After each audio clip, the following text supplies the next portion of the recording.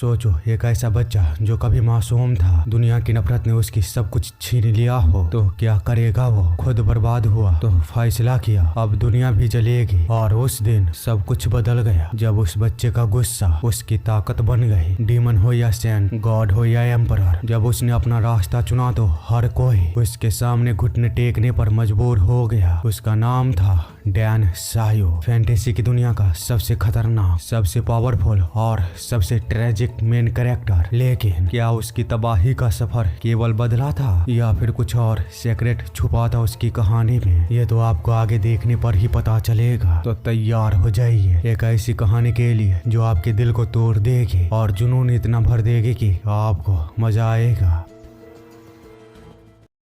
कहानी की शुरुआत में बताया जाता है सेंट्रल डिस्ट्रिक्ट लियोनिंग प्रोविंस, यहीं से खेती बाड़ी का काम शुरू हुआ। और चूंकि यह सीमा से बहुत दूर था तो यहाँ पर रहने वाले सांस्कृतिक रूप से पिछड़े लोगों के मन में एक अजीब सी हीनता की भावना थी। यहाँ तक कि वे अपने उग्र स्वभाव के कारण हर प्रकार के कॉन्फ्लिक्ट में शामिल होने लगे, जिस वजह से कोई भी फैक्शन लियोनिंग प्रोविंस को कम नहीं आंक सकता था। क्योंकि लियोनिंग प्रोविंस में मोसुन का मैदान वह स्थान था जहाँ गॉर्जियो और सेंट्रल डिस्ट्रिक्ट के बीच भयंकर युद्ध हुई थी। इसीलिए मोसो के मैदान में महान ब्रॉन्ज ब्लैक ड्रैगन की प्रतिमा को बनाया गया। उसी महान प्रतिमा के नीचे नॉर्थ पर सुपरमेसी को हासिल करने के लिए दो फैक्शन एक दूसरे के सामने खड़े हैं, जिनमें की पहला डायरियोक बो का leader dance of the strong wind man joke सैंग होता है। वहीं उसके सामने खड़ा योंग सोंग जंग का लीडर 10,000 स्वॉर्ड चोल हो सिम होता है। हम देखते हैं जब वे दोनों एक दूसरे के सामने आते हैं तो डायरियोक बो का लीडर वो कहता है, मास्टर चियाल आपसे मिले हुए काफी समय हो गया। तो योंग सोंग जोंग का लीडर वो कहता है, हाँ सही कहा, हालांकि तब भी आप बहुत ही ज्यादा दुरुस्त लगते हो। जबकि मोयोंग को पूरे 10 साल हो चुके हैं गोवेंग के दरवाजे को खोला हुआ, और फिर भी लियोनिंग प्रोविंस के लीडर का पोजीशन अभी भी खाली है। तो चलिए इस बार 10,000 स्वॉर्ड मैं आपको अपने स्टेपिंग स्टोन के रूप में इस्तेमाल करके लियोनिंग प्रोविंस पर अपने वर्चस्व को स्थापित करूंगा। जिस पर की डायरियोक बो का लीडर वो कहता है, तुम काफी अच्छी बकवास कर लेते हो। अतीत में सेंट्रल डिस्ट्रिक्ट और गॉर्जियो एक दूसरे का नरसंहार करके इस प्योलियो की धरती को अथाह खून और आंसुओं से रंगा था, और आज मैं इस धरती को दोबारा तुम्हारे खून से रंगूंगा। जो सुनता हुआ उसके पीछे खड़े लोग वो जोरों जोरों से उसके नाम को लेते हुए उसके उत्साह को बढ़ाना शुरू कर देते हैं और चिल्लाते हुए कहते हैं, उसे मार डालो। वहीं दूर पहाड़ी पर बैठा हुआ भिखारी उन दोनों पार्टियों को देखते हुए कहता है, उन्होंने बताया था डायरियोक बो और योंग स्योन दोनों ही अपने अपने रीजन में सबसे बेस्ट हैं। ऐसा लगता है कि वे सच बोल रहे थे। ये लोग सच में अपनी रेपुटेशन के लायक है। मेरा यहाँ हजारों मील दौड़ कर आना वो बेकार नहीं गया, क्योंकि मास्टर मैन के अतुल्य शक्ति और मास्टर चियोल का ड्रैगन स्वॉर्ड, ये कहना बहुत ही ज्यादा मुश्किल है कि अंत तक कौन टिका रहेगा। ये सब बोलता हुआ वो उस फाइट को बहुत ही ज्यादा गौर से देखते हुए काफी एंजॉय कर ही रहा होता है। तभी उसके पीछे कोई आता है जिसकी आहट भयंकर थी, जिस वजह से वो जैसे ही अपने पीछे काफी स्पीड में मुड़ता है तो उसके सामने एक बूढ़ा पर्सन उसे युद्ध के सम्मान में बनाए गए महान ब्रॉन्ज ड्रैगन के प्रतिमा के सामने खड़ा था, और वो अपने मन में बोल रहा होता है, एक स्ट्रॉन्ग ऑब्जर्वेंट आदमी के रूप में मैं अपने प्राइड के साथ युद्ध में इस तरह खो गया कि मुझे पता ही नहीं चला वे कब मेरे इतने पास आ गए। वहीं दूसरी तरफ हम ओल्ड बैगर को देखते हैं जो कि उस पर्सन के ऐसे भयंकर प्रेजेंस को महसूस करता हुआ कहता है, यह किस तरह की असहजता को मैं महसूस कर पा रहा हूँ। यह दुनिया में कोई ऐसा पर्सन भी है? जबकि नीचे स्योंग का लीडर अपने ड्रैगन स्वॉर्ड के साथ और दूसरी तरफ डायरियोक बो के लीडर अपने अतुल्य फोर्स के साथ एक दूसरे के साथ भयंकर तरीके से बार बार टकरा रहे होते हैं, जिसे ऊपर से देखता हुआ यह पर्सन कहता है, तो सेंट्रल डिस्ट्रिक्ट की फोर्सेस ऐसी है, अगर यह सामान्य स्थिति होती तो मैं जरूर इसका आनंद लेता। लेकिन इतना बोलते हुए वो अपने बगल वाले ब्रॉन्ज ड्रैगन के प्रतिमा पर अपने हाथों को रखते हुए कुछ तो करना शुरू कर दिया था, पर तभी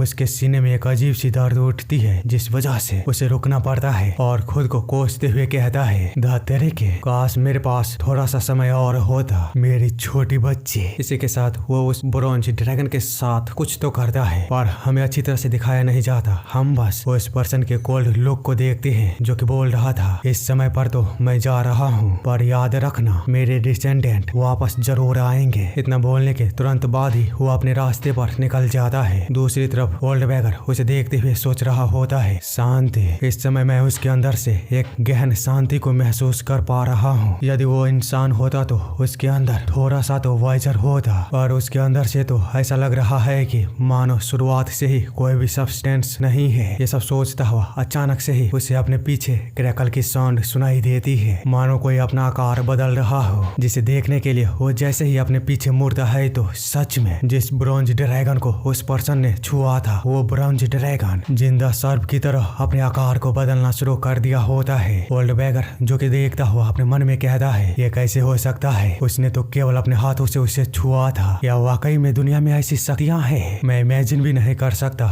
यदि उसका टारगेट कोई इंसान होता तो उसका क्या होता। पर रुको, उसके वो अंतिम शब्द, उसके डिसेंडेंट आएंगे, इसका क्या मतलब था? ये सब सोचता हुआ वो देखता है कि उस ब्रॉन्ज ड्रैगन की प्रतिमा ने पूरी तरह अपने आकार को बदलकर गोलाकार आकार में बदल गया होता है। अगला सीन जैमा पठार के नागरिम माउंटेन का होता है, जहाँ एक पहाड़ के चोटी पर नमरे हुए पेड़ के डाली पर कोई बैठा हुआ कह रहा था, आज का दिन और उस पर ये ठंडी हवाएं कितना सुंदर है। मैं हमेशा के लिए ऐसी जिंदगी जीना पसंद करूंगा। इतने में ही एक आवाज आती है, वही डैन सायो, तुम फिर से ऊपर चले गए। जो सुन डैन जैसे उस तरफ देखता है तो एक लड़की वो बोल रही थी, मैंने तुम्हें कितनी बार समझाया है वहाँ पर मत चढ़ो, ये खतरनाक है, और फिर भी तुम यहाँ पर आ जाते हो। तो डैन वो कहता है, नूना क्या तुम भी यहाँ पर आना चाहोगी? जिस पर कि वो बताती है, बेवकूफ, मैं कभी भी ऐसी जगहों पर नहीं चढ़ूंगी। तुम इकलौते हो हमारे पूरे गांव में जो ऐसी पेड़ों पर चढ़ते हो। जिस पर डैन वो बताता है, चलो छोड़ो भी, आप बस एक बार यहाँ पर आकर देखो, नजारा बहुत ही ज्यादा खूबसूरत है। तो नूना वो बताती है, नहीं मैं ठीक हूँ, तुम बस नीचे आ जाओ। जियोक्सन आने वाला है तो तुम भी हमारे घर चलो, ताकि हम सभी साथ मिलकर लंच कर सके। डैन जो कि सुनता हुआ कुछ भी नहीं बोलता, और थोड़ी देर उसे देखने के बाद उस पेड़ से छलांग मारकर नूना के पास पहुंच जाता है। जिस पर कि नूना कहती है, क्या तुम सचमुच में इस तरह कूद कूद कर खुद को चोट पहुंचाना चाहते हो? तो वो बताता है, चोट को किसकी परवाह है, आप हो ना मेरे चोट को ठीक करने के लिए। नूना जो कि सुन कहती है, बेवकूफ कहीं के, चलो मेरे साथ। न बोलकर वो उसे अपने गांव की तरफ ले जाते हुए कहती है, तुम इतने बड़े हो गए लेकिन अभी भी तुम बच्चे ही हो, ऐसा लगता है तुम्हें बड़ा होने के लिए बुढ़ा होना पड़ेगा। वे लोग इसी तरह काफी सारी बातें करते हुए अपने गांव पहुंच चुके थे, जहां पर कि गांव के लोग डैन को देखते हुए कहते हैं, यह कमीना फिर से यहाँ आ गया, वह सच में बेशर्म है। वहीं कोई दूसरा पर्सन कहता है, मुझे समझ नहीं आ रहा है ये हमारे गांव में क्यों रहता है, जबकि वह डैन कबीले से है। उन लोगों की ऐसी बातों को सुनता हुआ डैन वो कहता है, क्या ये लोग थकते नहीं हैं? जब भी मैं यहाँ पर आता हूँ तो मुझे इतना बुरा भला बोल के।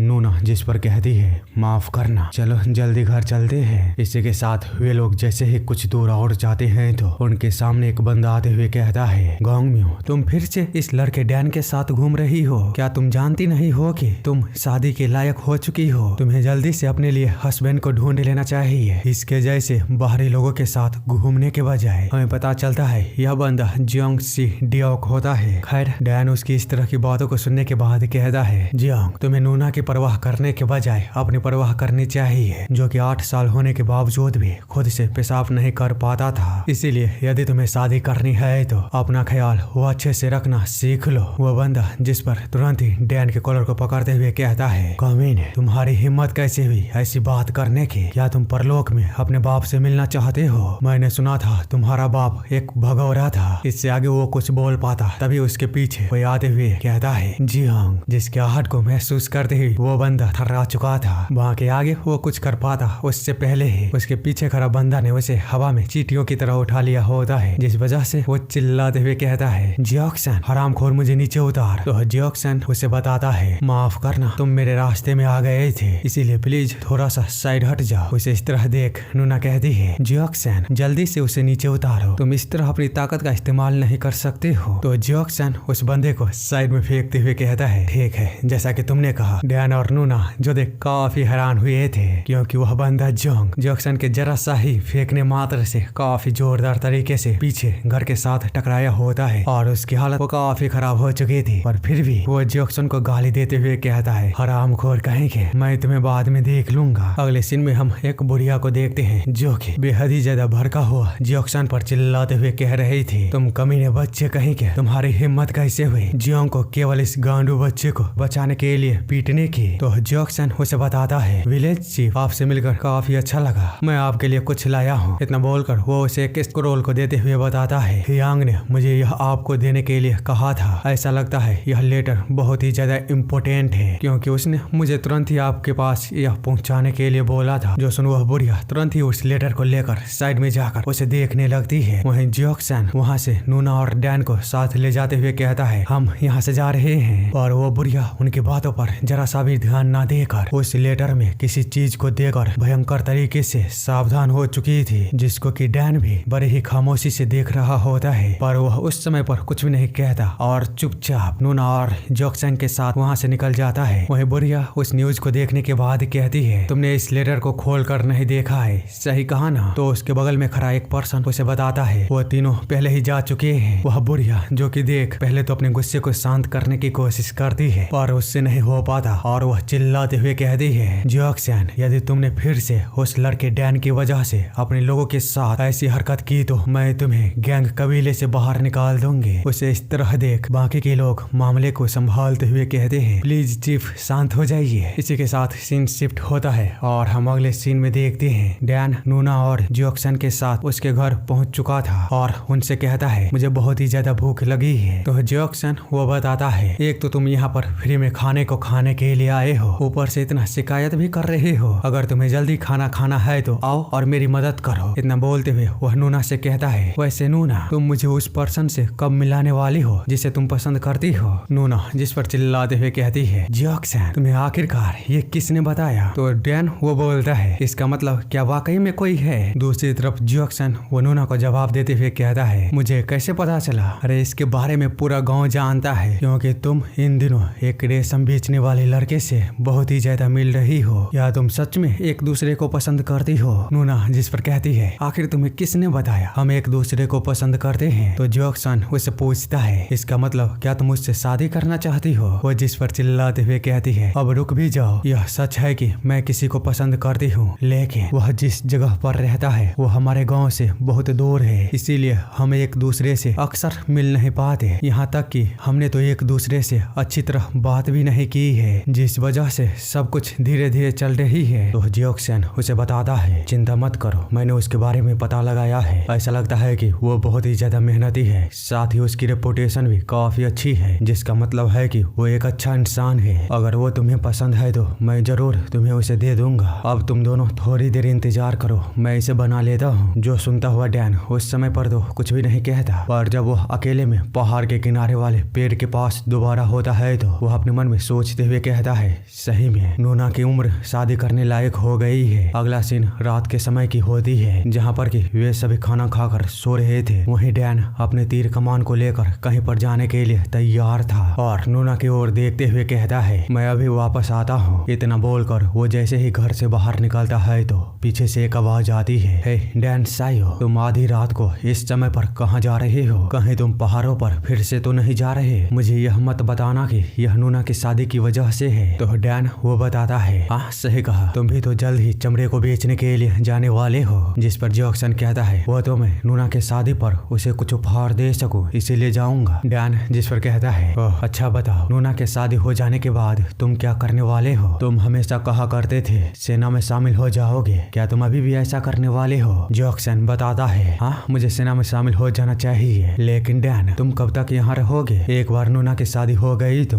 मैं तो सेना में चला जाऊंगा, लेकिन तुम बिल्कुल ही अकेले रह जाओगे, क्योंकि यह गांव तुम्हें कभी भी नहीं अपनाएगा। यहाँ के लोगों के अंदर से इंसानियत वो पूरी तरह से खत्म हो चुकी है। तो डैन उसे बताता है, वेल मैं 20 साल के होने तक इस जगह को किसी भी हालत में नहीं छोड़ सकता, क्योंकि मैंने अपने स्वर्गीय पिता से वादा किया हूँ। जियोक्सन जो कि सुनता हुआ कहता है, हाँ हाँ आगे बोलते रहो, मैं यहीं पर बैठा हूँ तुम्हें सुनने के लिए। तो डैन वो हंसते हुए कहता है, जियोक्सन तुम चिंता मत करो और बेकार से ख्यालों को सोचना बंद करके अपनी सेना में भर्ती होने की तैयारी करो। मैं जब तक यहाँ पर हूँ नूना का ख्याल मैं अच्छी तरह से रखूंगा। अगर गाँव वालों ने कुछ भी गलत करने की कोशिश की तो बस इसे मुझ पर छोड़ देना। जियोक्सन जो कि सुन बड़े ही कोल्ड हंसी को हंसता है और फिर डैन का मजाक उड़ाते हुए उससे कहता है, अपने ख्याली सपनों से जागो। या तुम्हें सच में लगता है कि मैं अपनी प्यारी बहन को तुम्हारे जैसे निकम्मे आदमी के पास छोड़ूंगा? मैं इसके बजाय इस जगह से भागना ज्यादा पसंद करूंगा। तो डैन वो कहता है, तुम्हारा बोलने का मतलब मतलब क्या है बेकार इंसान। जैक्सन बताता है मेरे बोलने का मतलब यह था कि मैं तुम्हें और नूना को शुक्रिया कहना चाहता हूँ, क्योंकि जब भी मैं मुसीबत में रहा तो तुम दोनों मेरे साथ थे हमेशा। जो कि सुन डैन कहता है तुम धूर्त इंसान कहीं के, तुम्हारे पास काफी अच्छा दिल है। उन दोनों की ऐसी बातों को नूना भी बेड पर सोने का नाटक करते हुए सुन रही होती है, क्योंकि वो बहुत ही ज्यादा खुश थी उन तीनों के साथ होने की वजह से। वहीं डैन वहाँ से जाते हुए कहता है चलो ये बेकार की बातें बंद करो, अब मैं चलता हूँ। शादी के खर्चे के लिए मैं इस सर्दी में किसी भी कीमत पर जंगली जिनसेंग को ढूंढ कर निकाल लूंगा, इसीलिए कुछ दिन लग सकते हैं, मेरी चिंता मत करना। तो जैक्सन वो कहता है जब शिकार और ताकत की बात आती है तो तुम मेरे बाद दूसरे नंबर पर आते हो, मैं भला चिंता क्यों ही करूं। हालांकि मैंने कई बार सोचा है तुम्हारे इतने पतले शरीर में इतनी ताकत आती कहाँ से है। तो डैन वो कहता है ओह तो तुम्हें इसकी चिंता है, और तुम्हें पता है मुझे किस चीज की चिंता है, तुम मेरे ही जैसे 16 साल के होने के बावजूद भी इतने बड़े कैसे दिखते हो। जिस पर जैक्सन वो काफी भड़क चुका था, लेकिन डैन उसे पूरी तरह से इग्नोर करके वहाँ से जाते हुए कहता है चाहे जो हो जाए हम दोनों को किसी भी कीमत पर नूना को खुश रखना है, और मैं ऐसा जरूर करूंगा। तो जैक्सन उसे पीछे से आवाज लगाते हुए कहता है यदि तुम्हें रास्ते में एक से ज्यादा जिनसेंग मिले तो वो मुझे दे देना, मैं इन दिनों बहुत ही ज्यादा कमजोरी महसूस कर रहा हूँ। डैन जो कि सुन कहता है जंगली भालू की तरह रोना बंद करो, अगर मुझे मिला तो मैं जरूर लेकर आऊंगा। इतना बोलकर वो वहाँ से निकल जाता है। आगे जब वो गांव से गुजर रहा था तो उसकी मुलाकात वही पहले वाला इंसान से होता है, जो कि उसे देखते हुए कहता है तुम कमीने कहीं के इस समय पर कहाँ जा रहे हो, आज रात में पक्का तुम्हारे मुंह को बंद कर दूंगा, क्योंकि बिना जैक्सन के तुम मेरे सामने कुछ भी नहीं हो। जिसे देख डैन कहता है जंग ये तो तुम हो। तो वो बंदा उससे कहता है मैंने तुमसे कहा था मुझे बड़े भाई कहकर बुलाना, पर फिर भी तुम भूल गए। इस बार मैं तुम्हारे मुंह को बंद करके ही रहूंगा, क्योंकि बिना जैक्सन के तुम मेरे सामने कुछ भी नहीं हो। डैन जिस पर कहता है तुम हमेशा मुझे एक कचरे की तरह देखते रहे हो, लेकिन तब भी तुम चाहते हो कि मैं तुम्हें बड़े भाई कहकर बुलाऊं। मजाक करना बंद करो और मुझे बताओ जैक्सन ने जो अपने साथ लेटर को लेकर आया था उसके अंदर क्या लिखा हुआ था। मैंने बुढ़िया के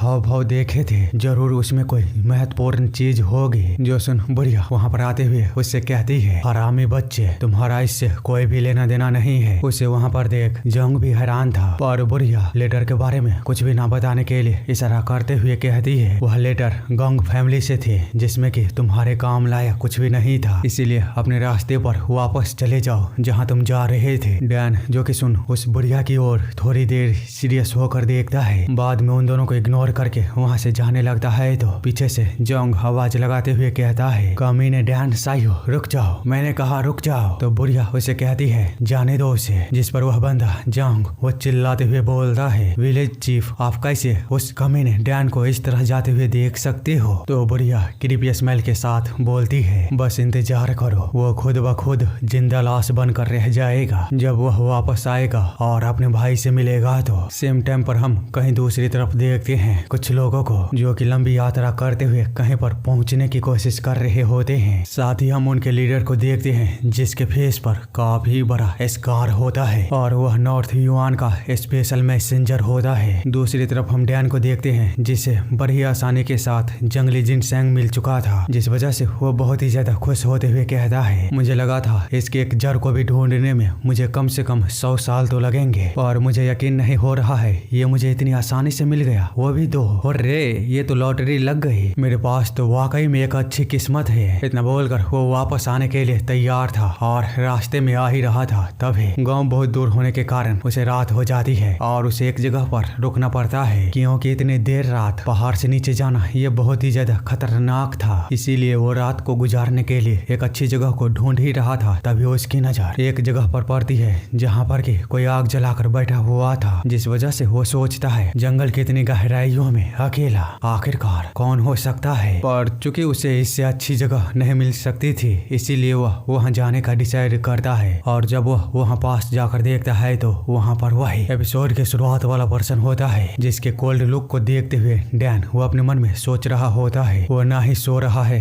और ना ही खतरनाक लगता है, लेकिन आखिरकार ये किस तरह की फीलिंग है। वह निश्चित रूप से मेरे आंखों के सामने बैठा हुआ है, लेकिन फिर भी ऐसा क्यों लग रहा है कि मानो वह वास्तविक नहीं है, मुझे सावधान रहना होगा। ये सारी बातों को वो सोच ही रहा था, तभी वो पर्सन कहता है बेशक पहाड़ की गहराइयों में किसी से सावधान रहना ये सामान्य बात है, है, इसीलिए तुम मेरे पीछे निहत्थे होने के बावजूद भी मुझे बहुत ही ज्यादा असहज महसूस करा रहे हो। तो अब खुद से बाहर आ जाओ, नहीं तो मुझे तुम्हें खींच कर बाहर निकालना पड़ेगा। जो सुनता हुआ डैन वो कहता है, अरे यार माफ करिएगा, भारी कोहरा और अंधेरा होने के कारण क्या मैं भोर तक यहाँ पर रह सकता हूँ? प्लीज मना मत करिएगा। वह पर्सन जिस पर उसकी ओर थोड़ी देर देखा है, बाद में उससे कहता है, ठीक है बैठ जाओ, आगे थोड़े समय बाद हम देखते हैं। डैन मशरूम को पकाने के बाद उस पर्सन को देते हुए कहता है, माफ करिएगा, मैं इस जंगल में आपके लिए अच्छे खाने का व्यवस्था नहीं कर सकता। जिस पर वो पर्सन फिर से उस मशरूम को थोड़ी देर तक देखता रहता है, बाद में उसे खाना शुरू कर देता है। जिसे देखते हुए डैन अपने मन में कहता है, उसे देखने से ऐसा बिल्कुल भी नहीं लगता है कि वो भूखा है। ये सब सोचता हुआ वो उसे काफी ज्यादा गौर से देख रहा होता है। तो वो पर्सन कहता है, मुझे इस तरह देखना बंद करो और थोड़ा आराम से खाओ, नहीं तो तुम अच्छे से चबा नहीं पाओगे और न ही तुम्हारा शरीर पोषक तत्वों को अवशोषित कर पाएगा। इसीलिए धीरे धीरे खाओ, क्योंकि यदि तुम सही तरीके से खाते हो तो थोड़ा सा भी खाना तुम्हारे शरीर को चलाने के लिए काफी होता है। वैसे तुम्हारा नाम क्या है? तो वो बताता है, मेरा नाम डैन सायू है और मैं हारियोंग के अंडर आने वाले गोंग विलेज में रहता हूँ। जो सुन वो पर्सन बोलता है, गोंग विलेज? मैंने तो सुना था वहाँ पर केवल गोंग निकनेम वाले लोग ही रहते हैं, लेकिन तुम्हारा नाम तो डैन है। तो डैन वो बताता है, यह कुछ विशेष परिस्थितियों के कारण है। जिस पर वो पर्सन शकी नजर से उसे देखते हुए कहता है, काफी इंटरेस्टिंग है, तुम ये बोलते हुए अपने डर को मुस्कुराहट के साथ छुपाने की कोशिश कर रहे हो। जो कि सुन डैन वो खाने को खाते हुए सोचता है, ऐसा लगता है मानो वो मेरे मन की बातों को पढ़ रहा हो, साथ ही उसकी ये अजीब रंग की आंखें मुझे डरा रही है। ये सब सोचने के बाद वो उस पर्सन से पूछता है, वैसे आप जा कहाँ पर रहे हो? यह जगह पहाड़ों के बहुत ऊपर है, यहाँ आम लोग आने की हिम्मत भी नहीं करते। जो सुन वो पर्सन थोड़ी देर सोचता है, बाद में उसे बताते हुए कहता है, मैं किसी को मारने के लिए जा रहा हूँ। जिस पर डैन उससे कहता है, सर भले ही आप अपने जीवन से उब चुके होंगे, पर फिर भी आपको सही तरीके ढूंढने चाहिए जीने के। तो वो पर्सन हंसते हुए कहता है, बच्चे तुमने मुझे हंसा दिया, तुम्हें पता है मैं खुद को मार भी नहीं सकता, नहीं मैं खुद को मारना डिजर्व भी नहीं करता, इसीलिए मैं अपनी लंबी यात्रा को पूरा करने जा रहा हूँ, जहाँ मैं अपनी यात्रा के अंत में अपने मरने का इंतजार करूंगा। खैर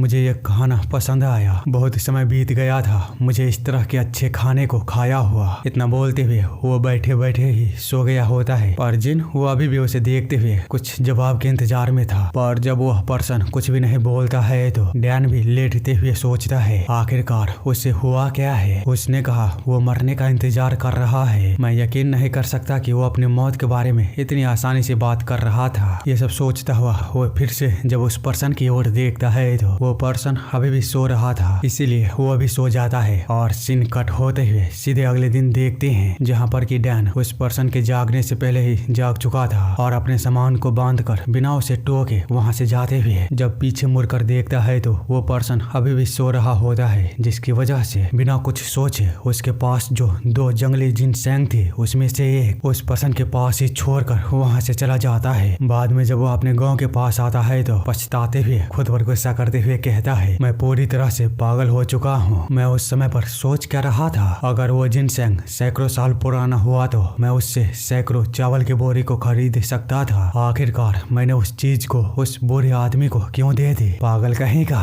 ऐसा जरूर मैंने इसलिए किया क्योंकि उसने कहा था वो मरने वाला है। धत्तेरे के। ऐसी बातों को सुनने के बाद कौन ही होगा जो भावुक नहीं होगा। चलो अब क्या ही कर सकते हैं, इसे भूल जाते हैं। मेरे लिए एक ही जिनसैंग काफी है। ऐसा लगता है कि दूसरा वाला मेरे नसीब में था ही नहीं, लेकिन फिर भी ये कितनी अफसोस की बात है। ये सब सोचता हुआ वो घर के लिए निकल जाता है। थोड़े समय बाद जब वह गांव पहुंचता है तो वहां पर किसी को भी ना देख हैरानी में वो बोल ही रहा था कि सब लोग गए कहां पर। इतने में ही उसके पीछे से जंग आते हुए काफी ज्यादा जोरदार पंच को उसे देते हुए उसके सर को जमीन के अंदर धंसा दिया होता है, जिससे कि वो जैसे ही संभलने की कोशिश करता है तो वो बनता जंग उसके सर को जमीन पर दबाते हुए कहता है, तुम श्रापित कमीने कहीं के, अंततः मैंने तुम्हें पकड़ ही लिया। वहीं बुढ़िया वो कहती है, बेवकूफ कमीने, अगर तुम वापस लौट कर नहीं आते तो तुम्हारे साथ ऐसा कभी भी नहीं होता। जो सुनता हुआ डैन कुछ भी ना समझते हुए उसे आवाज लगाने की कोशिश करता है तो वह बुढ़िया कहती है, गाँव के सभी लोग ध्यान से सुनो, जाकर इसे बंद कर दो और किसी भी हालत में इसे रास्ते में मत आने देना। डैन जिस पर कहता है, तुम लोग ऐसा क्यों कर रहे हो, मैं भला क्यों ही किसी के रास्ते में आऊंगा। तो वह बंदा जोंग बताता है, सुनकर हैरान मत होना, हमारे गांव में हायरियंग आ रहा है। राजधानी ने उसे यहाँ पर इस जगह को मैनेज करने के लिए भेजा है, इसीलिए बताओ क्या वह एक राजा की तरह नहीं है। डैन जिस पर कहता है, होगा वो राजा, पर मेरा इससे क्या ही लेना देना। जो कि सुन बुढ़िया उसे बताती है, ह्योंगरी अकेला नहीं आ रहा है, वो अपने साथ युआन से एक मैसेंजर को लेकर आ रहा है और उसने कहा है हम उसके लिए एक राजकुमारी को पर्सनली तैयार करें जिससे कि वो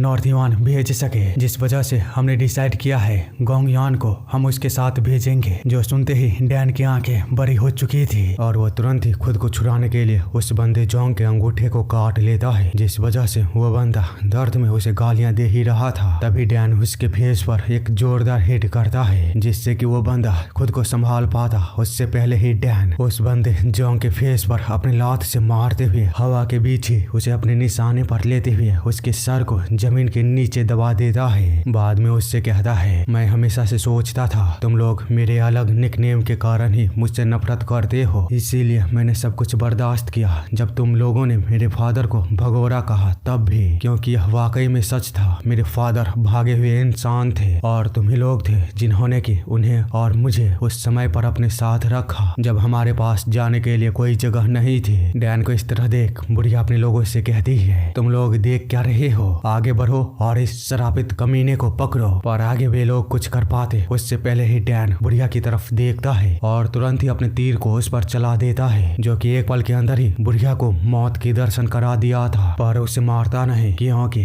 उसका निशाना बुढ़िया नहीं बल्कि उसका डंडा था उसे डराने के लिए, जिस वजह से बुढ़िया पूरी तरह से पसीने में भीग चुकी थी। वहीं डैन वो आगे बताते हुए कहता है, भले ही मेरे फादर एक भागे हुए इंसान थे पर फिर भी मैंने उनसे जो सीखा उसके लिए मैं उनका बहुत ही ज्यादा आभारी हूँ। कैसे भागना है, कैसे पीछा करना है और कैसे शिकार करना है, ये तीनों काम मैं पूरे गांव में सबसे बेहतर जानता हूँ। इसीलिए जो कोई भी मेरे पास आना चाहता है वो सावधान रहना, नहीं तो मैं तुम्हारे सर को फोड़ने से जरा सा भी नहीं हिचकिचाऊंगा। जो सुनता हुआ डर के मारे सब लोग एक ही जगह पर थम चुके थे। वहीं डैन आगे बताते हुए कहता है, अगर तुम लोग समझ गए तो ठीक है, अब मैं वही करूंगा जो तुम लोग हमेशा से चाहते थे। मैं इस जगह को नूना और जॉक्सन के साथ हमेशा के लिए छोड़कर चला जाऊंगा। इतना बोलकर वो तुरंत ही वहाँ से भागने लगता है, जिसको देखता हुआ बढ़िया कहती है, नहीं शराबित कमीने रुक जा। वहीं जोंग वो कहता है, युआन का मैसेंजर जल्दी यहाँ पर पहुँचने वाला है, अगर गोंगम्यू भाग गई तो हमारा पूरा गाँव वह तबाह हो जाएगा। जिस पर बढ़िया कहती है, तो मेरा मुँह क्यों देख रहे हो, जाओ और उसे पकड़ो। इतना बोलते हुए वे लोग जैसे ही पीछे मुड़कर देखते हैं तो युआन का मैसेंजर ऑलरेडी वहाँ पर पहुँच चुका था और उन्हीं लोगों को काफी ही ज्यादा गौर से देख रहा होता है। दूसरी तरफ हम डैन को देखते हैं जो कि हाँफते हुए घर पहुँच चुका था और जोरों जोरों से नूना को आवाज लगाना शुरू कर देता है, जिसको देख नूना कहती है, डैन तो तुम आ गए, चलो मैं खाने को तैयार करने के लिए जा ही रही थी, हाथ पैर धोकर अंदर आ जाओ। तो डैन वो बताता है, इन सब के लिए समय नहीं है, जल्दी करो हमें जाना होगा। तो नूना वो पूछती है, लेकिन कहाँ पर और हुआ क्या, तुम्हारा इतना ब्लड क्यों बह रहा है। पर डैन इन सब पर ध्यान न देकर उससे कहता है, थोड़े से कपड़े ले लो ये काफी होंगे। इतना बोलता हुआ वो जल्दी से अपने सामान को बांधता है। वहीं नूना उसे इतनी हड़बड़ाहट में देख उससे पूछती है, क्या तुमने पहाड़ों के बीच किसी जानवर का सामना किया है, तुम्हारा ब्लड बहुत ही ज्यादा बह रहा है तो चलो मैं पहले इसका इलाज कर देती हूँ। पर डैन फिर से उसे मना करते हुए कहता है, मैंने बोला ना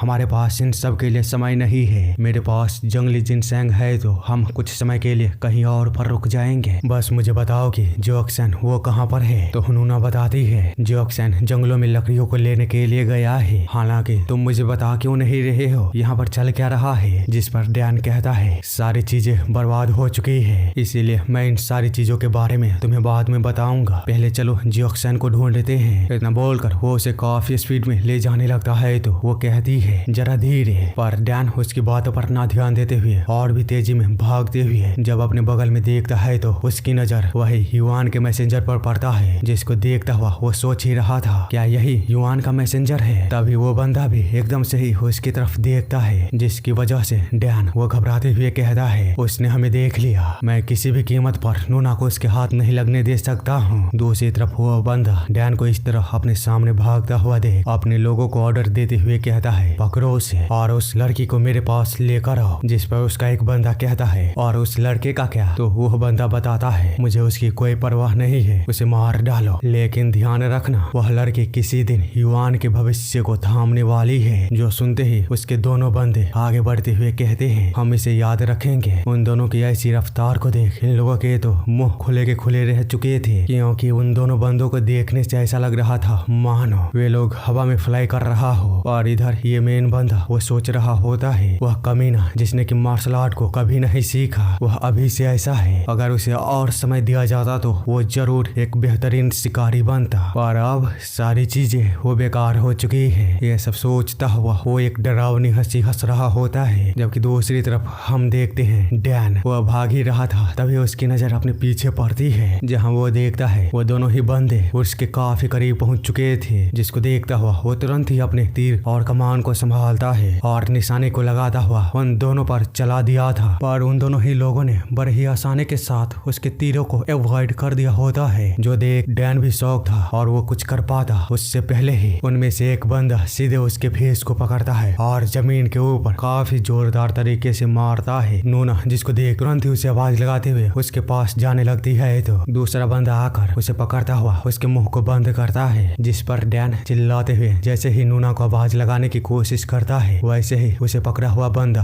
अपने स्वॉर्ड को उसकी आंखों के पास लाते हुए कहता है, अब शांत हो जाओ, मैं तुम्हें एक ही झटके में मारने वाला हूँ। इतना बोलते हुए वो जैसे ही डैन को मारने वाला था, तभी कोई आते हुए उसे काफी ही ज्यादा खतरनाक पंच को देता है, जिस वजह से वो बंदा हवा में उड़ता हुआ काफी दूर जाकर गिरता है। वहाँ पर किसी और बंदे की एंट्री इस तरह देख ये बंदा बेहद ही ज्यादा हैरान हुआ था। वहीं दूसरी तरफ पहला बंदा किसी तरह वो खुद को संभालने में कामयाब हुआ। दूसरी तरफ डैन वो गुस्से में कहता है, जैक्सन। तो जैक्सन उससे पूछता है, आखिरकार ये कमीने है कौन? जिस पर डैन उसे सारी सिचुएशन को समझाता है। तो जैक्सन वो बोलता है, तो ये कमीने नॉर्थ युआन से आए हैं। डैन बताता है, हाँ, तुमने जो पहले ह्योंगरी के लीडर को अपने साथ लेकर आए थे उसमें गोंगमियों को राजकुमारी के रूप में पेश करने की बात थी। जैक्सन जो कि सुन काफी हैरान हुआ था। वहीं डैन वो आगे बताते हुए कहता है, हमें नूना को जोंगरेंग पीक पर ले जाना होगा, वहाँ पर इन कमीनों का टिका रहना बहुत ही मुश्किल होगी। जबकि इस तरफ नूना को जिस बंदे ने पकड़ा था वो अपने साथी को इतने पीछे आता हुआ देख उससे कहता है, ऐसा लगता है यह तुम्हारे लिए बहुत मुश्किल होने वाली है, क्या तुम्हें मदद चाहिए? तो वो बंदा कहता है, अपनी बकवास बंद करो। इतना बोलते हुए वो अपने बुलेट को साफ करता है और फिर एक डरावनी हंसी के साथ डैन और जैक्सन से कहता है, हरामखोरो, अब चिंता करना शुरू कर दो, क्योंकि अच्छी मौत तुम्हें बिल्कुल भी नहीं मिलने वाली। मैं तुम दोनों के ही टुकड़े टुकड़े करूंगा। पर जैक्सन उसकी बातों पर तो बिल्कुल ही ध्यान न देकर अपने गाँव वालों पर गुस्सा करते हुए कहता है, वे बेशर्म कमीने लोग आखिरकार कैसे वे अपने फैमिली के लोगों को बेचकर राजकुमारी के रूप में पेश कर सकते हैं। इसी के साथ वो चिल्लाते हुए बोलता है, चाहे जो हो जाए मैं कभी भी अपने नूना को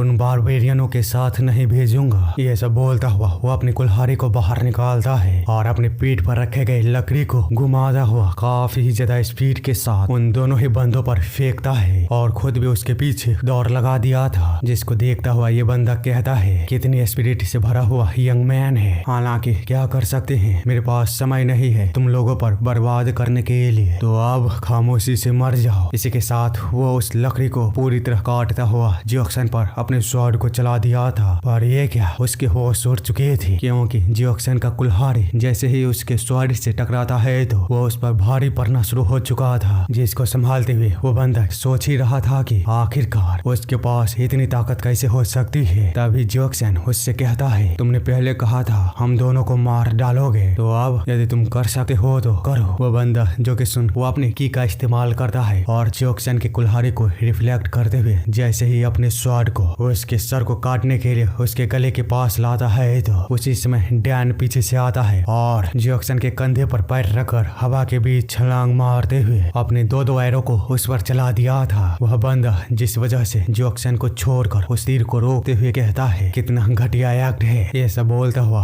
वो ये भूल चुका था कि जैक्सन वो बचा हुआ है, जिस वजह से जैक्सन वो आगे बढ़ता है और काफी ही ज्यादा भयंकर तरीके से फिर से एक पंच देता है, जिसकी वजह से उसकी पूरी ही दुनिया हिल चुकी थी और वो बहुत ही ज्यादा जोरदार तरीके से पीछे पेड़ से जाकर टकराता है। बाद में वो किसी तरह खुद को संभालते हुए सामने उन दोनों को गालियां देते हुए देख ही रहा था। तभी डैन का तीर उसके पास पहुंच चुकी थी और वो एम मोमेंट पर किसी तरह खुद को फिर से संभालते हुए बचाता है और ऐसा उसे लग ही रहा था कि वो बच गया। उसी समय डैन का दूसरा तीर उसके पैरों को बुरी तरह भेद दिया था, जिस वजह से उसका दूसरा साथी वो चिल्लाते हुए कहता है, तुम हरामी बच्चे कहीं के। उन लोगों की ऐसी चिल्लाहट को सुन वहाँ पर मेन बंदा आते हुए कहता है, तुम लोगों की ये चिल्लाहट पूरे पठार पर गूंज रही है। ऐसा लग रहा है तुम लोग इस सिचुएशन का बहुत मजे ले रहे हो। उससे वहाँ पर देख डैन जियोक्सन को बताता है, यह वही कमीना है, युआन का मैसेंजर। जियोक्सन जो कि सुन कुछ कह पाता उससे पहले ही वो मेन बंदा फिर से कहता है, मैंने उन लोगों को बहुत ही पहले तुम लोगों को पकड़ कर लाने के लिए कहा था और फिर भी वे तुम्हारा अभी भी कुछ भी नहीं कर पाए। सच में युआन के इलाइट वॉरियर तुम्हारे जैसे बच्चों के साथ स्ट्रगल कर रहा है, ये काफी आश्चर्य की बात है। तो पहला बंदा कहता है, हमें माफ कर दीजिए। वो मैसेंजर जिस पर कहता है, मैं इसके बारे में तुमसे बाद में पूछूंगा। वो बंदा जो कि सुन काफी ज्यादा घबराते हुए कहता है, हम समझ गए। तो वो मैसेंजर अपनी एनर्जी को बाहर निकालते हुए जियोक्सन और डैन से कहता है, यदि ईमानदारी से कहूँ तो तुम बच्चे वाकई में लाजवाब हो जो हमारे इलाइट वॉरियर को इस तरह नीचे धकेल दिया। इतना बोलते हुए वो बुरी तरह से अपनी एनर्जी को बाहर निकालना शुरू कर दिया था, जिसको देखता हुआ डैन वो कहता है, कितनी भयंकर पावर है। वहीं दूसरी तरफ जियोक्सन वो चिल्लाते हुए कहता है, हरामखोर, चाहे जो हो जाए नूना को हमसे कोई भी नहीं छीन सकता। यदि तुम नूना को लेना चाहते हो तो तुम्हें पहले हमें मारना होगा। जो सुनते ही मैसेंजर एकदम से ही उसके पास आकर उसके सीने पर अपने हाथों को रख दिया था, जिस वजह से जियोक्सन साथ ही डैन वो दोनों कुछ समझ पाते उससे पहले ही वो मैसेंजर कहता है, चलो अब मैं इसे करने जा रहा हूँ। इतना बोलते हुए वो अपने की का इस्तेमाल करता है और जियोक्सन को खून की उल्टियां कराते हुए काफी दूर फेंक दिया था, जिस वजह से वो कई पेड़ों को तोड़ता हुआ अपने साथ ले जाकर दूर गिरता है। इसके अलावा वो लगभग पहाड़ के पीक से गिरते गिरते बचा था, पर अब उसके अंदर जरा सा भी उठने की पावर नहीं बची थी। डैन जो कि देख उसे आवाज लगाता हुआ जैसे ही उसके पीछे जाने लगता है, वैसे ही मैसेंजर उसके पास आकर उस पर अटैक करते हुए कहता है, तुम्हें अभी दूसरों के बजाय खुद के बारे में सोचना चाहिए। उसे इस तरह देख डैन तुरंत ही अपने तीर को लेता हुआ उस पर चला दिया था, पर वो बंदा उसके तीर से जरा सा भी नहीं घबरा था और बड़ी ही आसानी के साथ उसके तीर को अवॉइड कर दिया होता है। और उसके कपड़े इतने भाग्यशाली नहीं थे, वो डैन के तीर के कारण दो टुकड़ों में अलग हो चुका था, जिस वजह से वो बंदा और भी ज्यादा गुस्से में डैन पर अटैक करते हुए उसे काफी ज्यादा जोरदार हिट को देते हुए उससे भी गिरने की तरह घुमाते हुए दूर फेंक दिया होता है। बाद में अपने फटे कपड़े को दूर करते हुए डैन को देख कहता है, तुम अभी भी जिंदा हो। वाकई में तुम हरामी बच्चों के पास एक मजबूत शरीर है, हालांकि इन सब का कोई भी फायदा नहीं होने वाला। मैं उस लड़की को अपने साथ ले जाऊंगा और तुम दोनों यहीं पर मरोगे। इस मोमेंट पर अब तुम चाहे जो कुछ भी चुनो, ये बदलने वाला नहीं है, लेकिन मैं तुम लोगों को एक सहूलियत जरूर दे सकता हूँ, ये चुनने की कि तुम में से पहले कौन मरेगा। ये सब बोलता हुआ वो डैन को देख ही रहा था, तभी जियोक्सन वो फिर से होश में आ चुका था और डैन की ऐसी हालत को देख चिल्लाते हुए कहता है, उससे दूर रहना और उसे छूने की हिम्मत भी मत करना। इसी के साथ वो टूटे हुए पेड़ को उठाता है और अपनी पूरी ताकत को लगाते हुए उस बंदे पर काफी ज्यादा स्पीड के साथ फेंकता है, जिसको देखता हुआ वो बंदा बिना जरा सा घबराए उन लोगों से कहता है, तुम लोगों के ऐसे पहले मरने के उत्साह को देख मैं बहुत ही ज्यादा प्रभावित हुआ, तो चलो अब इसे पूरा करते हैं। इतना बोलते हुए वो उस पेड़ पर बहुत ही ज्यादा जोरदार पंच को मारता है, जिससे कि उस पूरे पेड़ के चीथड़े उड़ चुके थे। इसी के साथ वो जियोक्सन को मारने के लिए आगे बढ़ते हुए कहता है, चलो मैंने डिसाइड कर लिया है, पहले तुम्हें ही मारूंगा। डैन जिस पर चिल्लाते हुए कहता है, नहीं। और अब काफी देर हो चुकी थी, वो बंदा जियोक्सन के पास पहुंच चुका था और उसे बहुत ही खतरनाक हिट को देता है, जिससे जियोक्सन वो संभल पाता उससे पहले ही एक और हिट को वो उसे देता है। इस कारण से जियोक्सन की हालत वो बुरी हो चुकी थी। जियोक्सन को इतनी बुरी तरह मार खाता हुआ देख डैन उस मैसेंजर से रुकने के लिए बोलते हुए उसे बचाने के लिए आगे भागता है और उसके पास पहुंचकर जैसे ही उस पर अटैक करने वाला था, तभी वो बंदा कहता है, मैंने तुमसे साफ साफ कहा था, सबसे पहले मैं इस कमीने को मारूंगा, बाद में तुम्हें बेहतरीन तरीके से मारूंगा, तो बस अब धैर्य पूर्वक रूप से इंतजार करो। ये सब बोलता हुआ वो जैसे ही डैन की तरफ देखता है तो उसकी लात बिल्कुल ही उसके फेस के पास पहुंच चुकी थी और वो फिर भी नहीं घबराता और अपने मुट्ठी को बनाता हुआ उसके फेस पर भयंकर तरीके से हिट करता हुआ दूर करता है। अपने भाइयों की ऐसी हालत को देख नूना वो चिल्लाने की कोशिश तो करती है और उस बंदे के हाथ में होने के कारण वो कुछ भी नहीं कर पाती, जबकि इधर मैसेंजर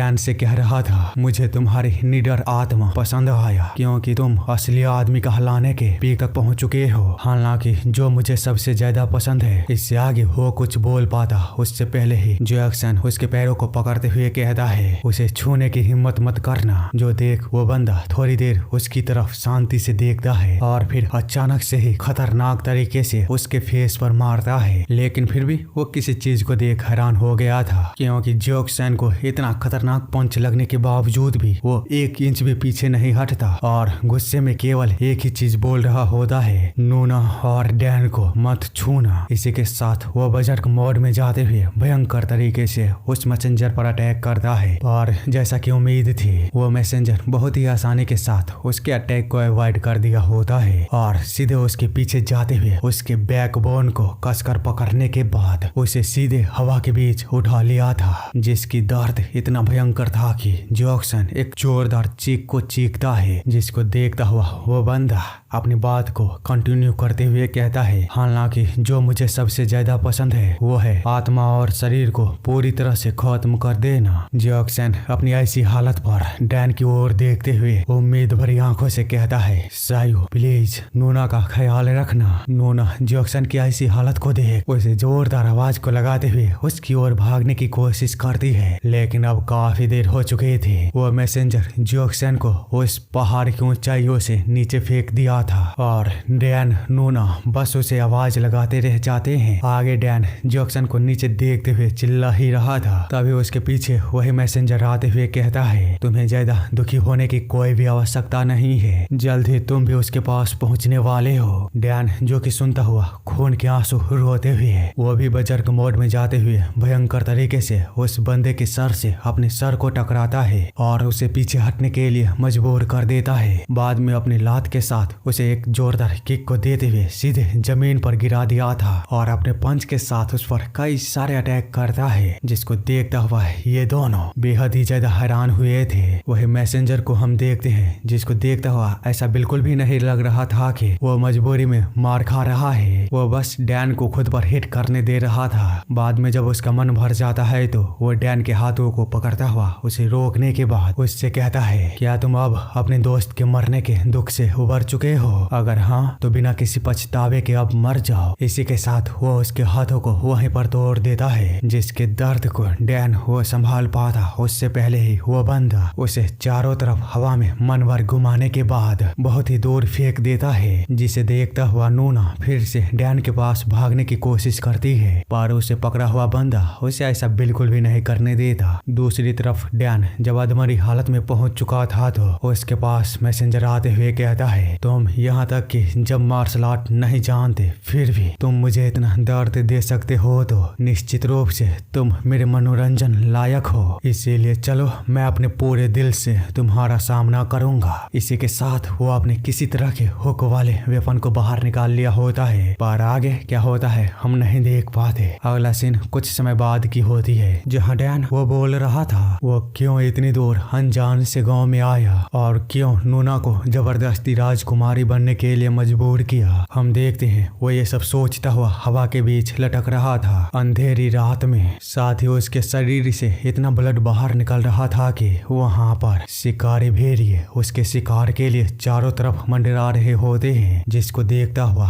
वो अपनी मौत को एक्सेप्ट कर ही लिया था। तभी वहाँ पर कोई आते हुए कहता है, तुम कल रात तो बहुत ही ज्यादा हेल्दी दिख रहे थे, लेकिन अभी तुम कितने भयानक दिख रहे हो। उसे वहाँ पर देख डैन वो बुरी तरह हैरान था। वहीं वो बुरा इंसान कहता है, क्या तुम जीना चाहते हो? जिसके जवाब में डैन वो कुछ बोल पाता उसी समय एक भेड़िया उसके पास पहुंच गया होता है और उसका शिकार करने के लिए जैसे ही उस पर झपटता है तो हम देख पाते हैं पीछे खड़ा बूढ़ा पर्सन अपने पावर का इस्तेमाल करते हुए अपने हाथों को जैसे ही आगे बढ़ाकर अपनी मुट्ठी को बंद करता है तो उस खूनी भेड़िए के चीथड़े उड़ चुके थे। उसे वहां पर देख भेड़िए डैन को छोड़ उस पर अटैक अटैक करने के लिए तैयार थे, जिस पर वो एक भेड़िए के मुंह को पकड़ता है और उसकी बॉडी को भयंकर तरीके से कोलैप्स करता हुआ वहीं पर खत्म कर देता है। वहीं दूसरा भेड़िया जब उसके पीछे से अटैक करने की कोशिश करता है तो वो बंदा उससे पहले ही पीछे मुड़ता है और फिर अपने हाथों को उसके ऊपर रखते हुए उसकी बॉडी को भी कोलैप्स करते हुए उसे खत्म कर देता है। आगे वो बाकी के बचे भेड़ियों को भी एक एक करके मारने के बाद जब डैन की ओर देखता है तो उसकी तरफ से अभी भी कोई जवाब नहीं आया था। वो बस अभी भी हैरानी में उसे देख रहा था, जिस वजह से वो बुरा पर्सन उससे फिर से पूछता है, क्या तुम तब भी जीना चाहोगे जब तुम्हें नर्क से भी भयंकर दर्द सहना पड़े? तो जिस पर डैन वो हंसते हुए कहता है, नर्क से भी बदतर दर्द को सहकर जीना, यह कितना अजीब है। मेरा सबसे खास दोस्त वो मर चुका है और उसके नूना को बारबेरियन के द्वारा किडनैप कर लिया गया, जबकि मैं कुछ भी नहीं कर पाया, केवल यहाँ पर अपनी मौत का इंतजार करने के अलावा। इसीलिए यदि आप मुझसे पूछ रहे हो क्या मैं जीना चाहता हूँ, तो हाँ, मैं जीना चाहता हूँ, चाहे फिर इसके लिए मुझे जो करना पड़े, यहाँ तक कि अगर मुझे नर्क के दर्द को भी सहना पड़े तो मैं सहूंगा। जो सुनता हुआ वो बूढ़ा पर्सन उसे फ्री करते हुए कहता है, ऐसी हालत में पहुँचने के बावजूद भी तुम्हारी ये हंसी, बच्चे तुम वाकई में भाग्यशाली हो जो तुम्हारी हंसी ने आज तुम्हारी जान बचा ले, इसीलिए अपनी ये हंसी कभी मत खोना। डैन जो कि सुनता हुआ कुछ भी नहीं कहता। बाद में वो बूढ़ा पर्सन उसे जमीन पर लेटाने के बाद उसे बताता है, तुम्हारे शरीर की 35 हड्डियां टूट चुकी है और 70 मांसपेशियां डैमेज है। अब यह तुम्हारी इच्छा पर निर्भर करता है कि तुम इसी तरह हमेशा अपनी लाइफ को जीना चाहते हो या फिर वो अपनी पुरानी स्वस्थ शरीर को वापस पाना चाहते हो। तो डैन उससे पूछता है, आखिरकार क्यों आपने मेरी जान बचाई? वह बूढ़ा पर्सन जिस पर बताता है, मैंने तुम्हारी जान नहीं बचाई, तुमने जो दया करके मुझे जंगली जिनसेंग को दिया था उसने तुम्हारी जान बचाई। इसी के साथ वो उस जंगली जिनसेंग को पूरी तरह क्रश करके उससे निकले गए एक बूंद रस को डैन के मुंह में डालते हुए उसे बताता है, हमारे शरीर में 206 हड्डियां हैं और 650 मांसपेशियां हैं। एक बार जब तुम उन सभी के काम करने के तरीके को समझ जाते हो तो तुम उन्हें पूरी तरह आसानी से कंट्रोल कर सकते हो। ये सब बोलता हुआ वो अपनी टेक्निक को उस पर परफॉर्म करना शुरू कर दिया था। साथ ही उसकी स्थिति के बारे में उसे बताते हुए कहता है, अपने शरीर को हल्का सा भी ना हिला पाना तुम्हारे लिए बहुत अच्छा है, क्योंकि इस स्थिति में तुम्हारी नसें पूरी तरह रुकी हुई है, वजह से तुम अपने शरीर को अच्छी तरह से समझ सकते हो। इसीलिए अपनी पूरी कोशिश करो इसे समझने की। हालांकि तुम्हारे हाथ पैर के रुके होने के कारण तुम्हारे दिल की धड़कन वो तेजी से धड़क रही है, जो कि ऐसी परिस्थिति है जो तुम्हारे ध्यान को भटका सकती है, पर जब तुम्हारी 3600 मेजर वेन्स वो पूरी तरह से खुल जाएगी तो तुम स्थिति को अच्छी तरह से महसूस कर पाओगे, जैसे तुम्हारी उंगलियों की हड्डियां मांसपेशियों में कैसे बुने गए, जोरों के टकराने की आवाज, इंटरनल ऑर्गन के हिलने की आवाज, सांसों की आवाज और बहते हुए खूनों की आवाज, इन सभी को तुम अच्छी तरह महसूस और सुन पाओगे। जब तुम 3600 मेन वेन्स के अलावा 360 वेन्स को खोल पाओगे तो इसके अलावा हड्डियों और मांसपेशियों का जानना यह पता लगाने का तरीका है कि हमें किस पार्ट को काटना है, जिससे कि हम अपनी मनचाही विनाशकारी आकार को पा सके और यह पता लगा सके कि आखिरकार हमें अपनी एनर्जी किस ब्लड वेन में डालनी है, जिससे कि हम किसी के भी शरीर को पूरी तरह खत्म कर सके। इसीलिए यदि तुम इन सारी चीजों को पूरी तरह अच्छी तरह समझ जाते हो तो तुम सुपरनेचुरल बीइंग के मार्शल आर्ट को हासिल कर पाओगे, और यदि तुम अंत में घोस्ट आई को हासिल करने में कामयाब हुए तो तुम्हारा पुनर्जन्म हेवनली आर्टिलरी जनरल के रूप में होगा। उसके इतना बोलते ही सीन चेंज होता है और हम अगले सीन में गॉर्जियो को देखते हैं, जहां हम मोहियो माउंटेन में किसी को बेहद ही ज्यादा स्पीड में जाते हुए देखते हैं, जबकि बैकग्राउंड में किसी को बोलते हुए हम सुन पाते हैं कि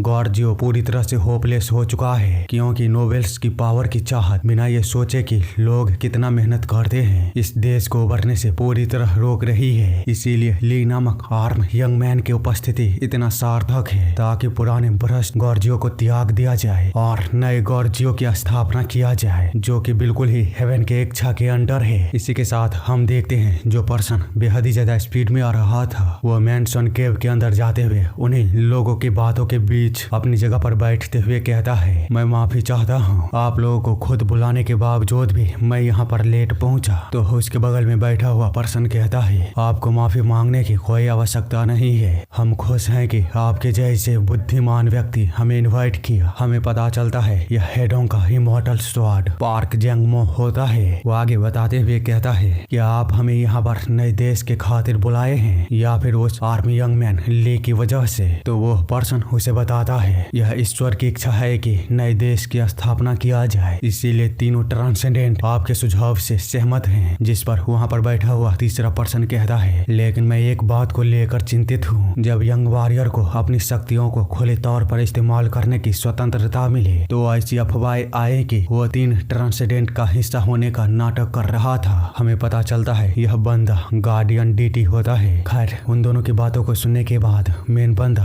वो कहता है मैं आप दोनों की उम्मीदों और चिंताओं को पूरी तरह समझता हूँ और यही कारण था जो मैं आप लोगों को यहाँ पर आने के लिए कहा। मुझे उम्मीद है आप लोग भी इसके बारे में पहले से जानते होंगे क्योंकि इस पूरे साल अनगिनत मासूम लोग अपनी जान गंवाते हुए आए हैं और हाल ही में तो 7 लैंडो के आइडेंटिटीज और चिल्बो माउंटेन का चौल सांझा वे भी मारे जा चुके हैं। तो अब गॉर्जियो में आने को डिसेबल होने के बावजूद भी ऐसे कुछ ही डिसेबल हैं जो कि उनकी जगहों को ले सकते हैं। हालांकि 7 डिटीज के मारे गए डिसेबलों के कहे अनुसार उन्हें मारने वाला एक बूढ़ा इंसान और एक बच्चा था जिसके खिलाफ उन्होंने अपने हानियो मार्शल आर्ट का भी इस्तेमाल किया पर कोई फायदा नहीं हुआ। जो सुन उसके बगल में बैठा हुआ दूसरा पिंग कहता है हानियो मार्शल आर्ट यह एक ऐसी टेक्निक है जो मार्शल आर्ट और जादू का मिक्सर है। इसके अलावा एकमात्र ऐसी टेक्निक जो कि 7 डिटीज को मार सकती है और फिर भी वो उन्हें नहीं रोक पाए। तो मेन बंदा उन्हें बताता है हाँ सही कहा, उन सभी 7 लैंड डिटीज के हानियो मार्शल आर्ट उस बूढ़े आदमी के सामने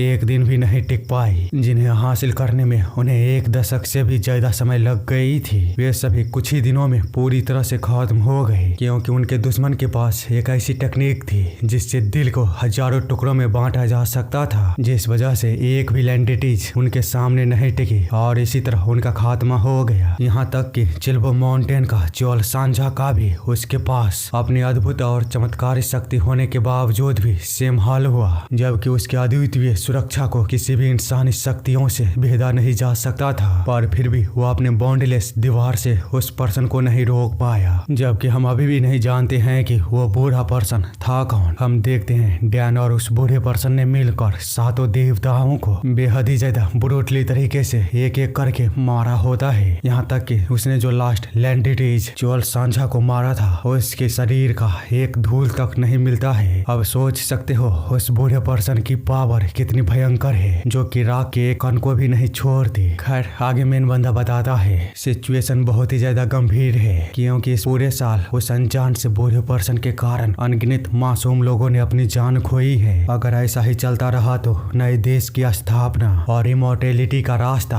दोनों ही बंद हो जाएगी। जो सुन इमोर्टल स्वॉर्ड वो गुस्से में कहता है आखिरकार वो है कौन जो इतने मासूम लोगों को मार रहा है। तो वहीं पर तीसरा पर्सन वो कहता है कि ऐसा हो सकता है कि गॉर्जियो के नोबल फैमिली ने हमारी प्लानिंग पर ध्यान देना शुरू कर दिया है क्योंकि ऐसे पर्सन को ढूंढना बिल्कुल भी असंभव है जो 7 लैंडिटीज जैसे देवताओं को मच्छरों की तरह मारे। मेन बंदा जो कि सुन उन्हें बताता है कि आप दोनों भी उस पर्सन के एग्जिस्टेंस को इतनी जल्दी भूल गए। 10 साल पहले 30 इनोसेंट लोगों को कायरतापूर्ण हमले के लिए इकट्ठा किया गया था पर उनमें से 1/3 इनोसेंट लोग इविल स्पिरिट हानम्यू बैग के हाथों एक पल में ही मारे गए। अगर अभी भी आपको याद नहीं आ रहा है तो मैं बता दूं हेवनली आर्टिलरी जनरल नर्क से वापस आ चुका है, वो भी अपने डिसेबल के साथ। इसी के साथ हम जान पाते हैं हेवनली आर्टिलरी जनरल का मार्शल आर्ट हजारों साल पहले के प्राचीन मार्शल आर्ट से विकसित हुई है। इसमें महारत हासिल करने वाले शरीर के ढांचा, मांसपेशियों और रक्त वाहिकाएं सभी का पता लगाकर अपने इच्छा अनुसार इसे नष्ट या तोड़ सकता है। हालांकि इसमें सबसे जरूरी चीज यह है कि आपके हाथों में 20 से भी अधिक मसल्स होने चाहिए। अरे यार